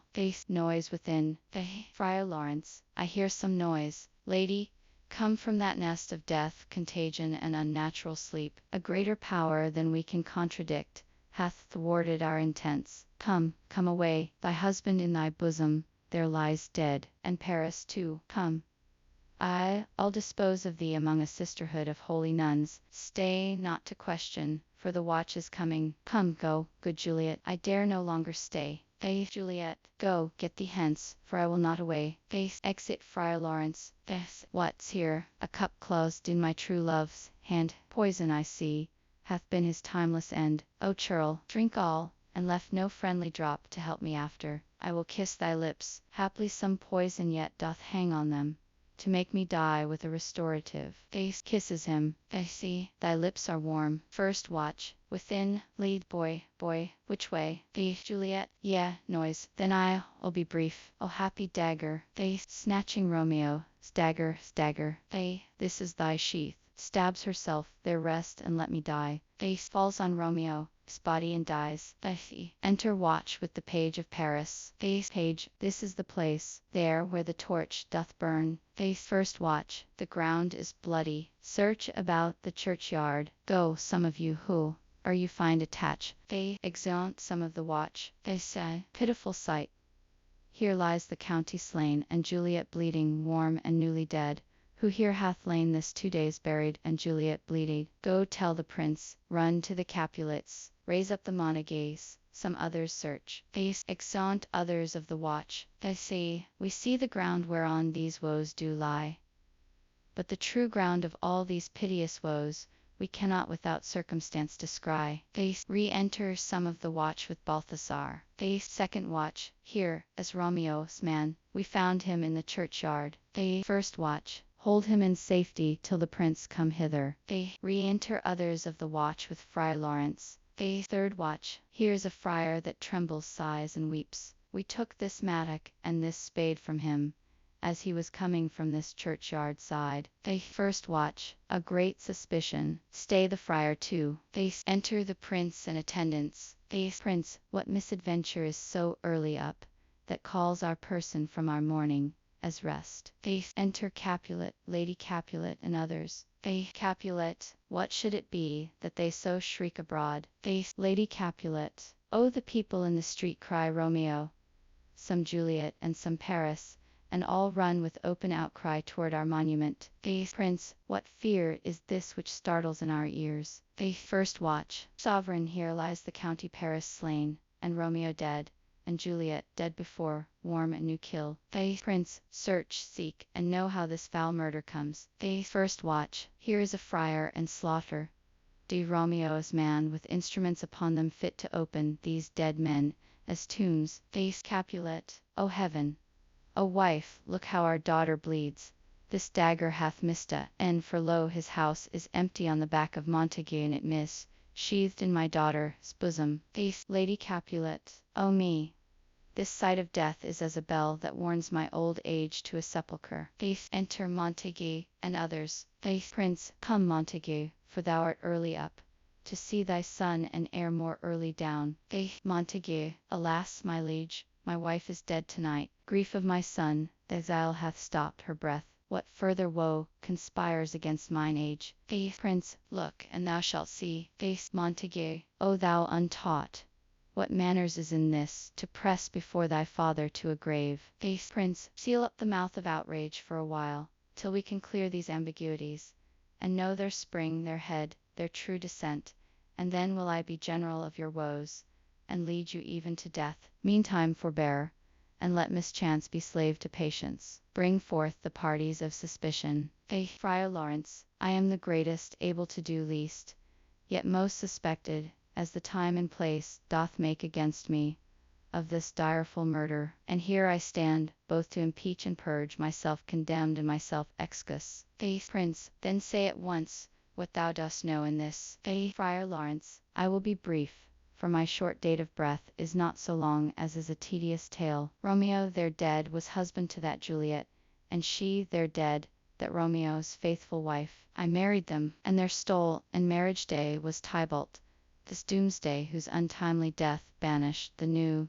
made bridegroom from the city, for whom, and not for Tybalt, Juliet pined, dead. You, to remove that siege of grief from her betrothed, then would have married her perforce to county Paris. Then comes she to me, and with wild looks bid me devise some means to rid her from this second marriage, or in my cell there would she kill herself. Then gave I her, so tutored by my art, a sleeping potion, which so took effect as I intended, for it wrought on her the form of death. Meantime I writ to Romeo, that he should hither come as this dire night to help to take her from her barrow de grave, being the time the potion's force should cease. But he which bore my letter, Friar John, was stay, by accident, and yesternight returned my letter back. Then all alone, at the prefixed hour of her waking, came I to take her from her kindred's vault, meaning to keep her closely at my cell till I conveniently could send to Romeo. But when I came, some minute ere the time of her awaking,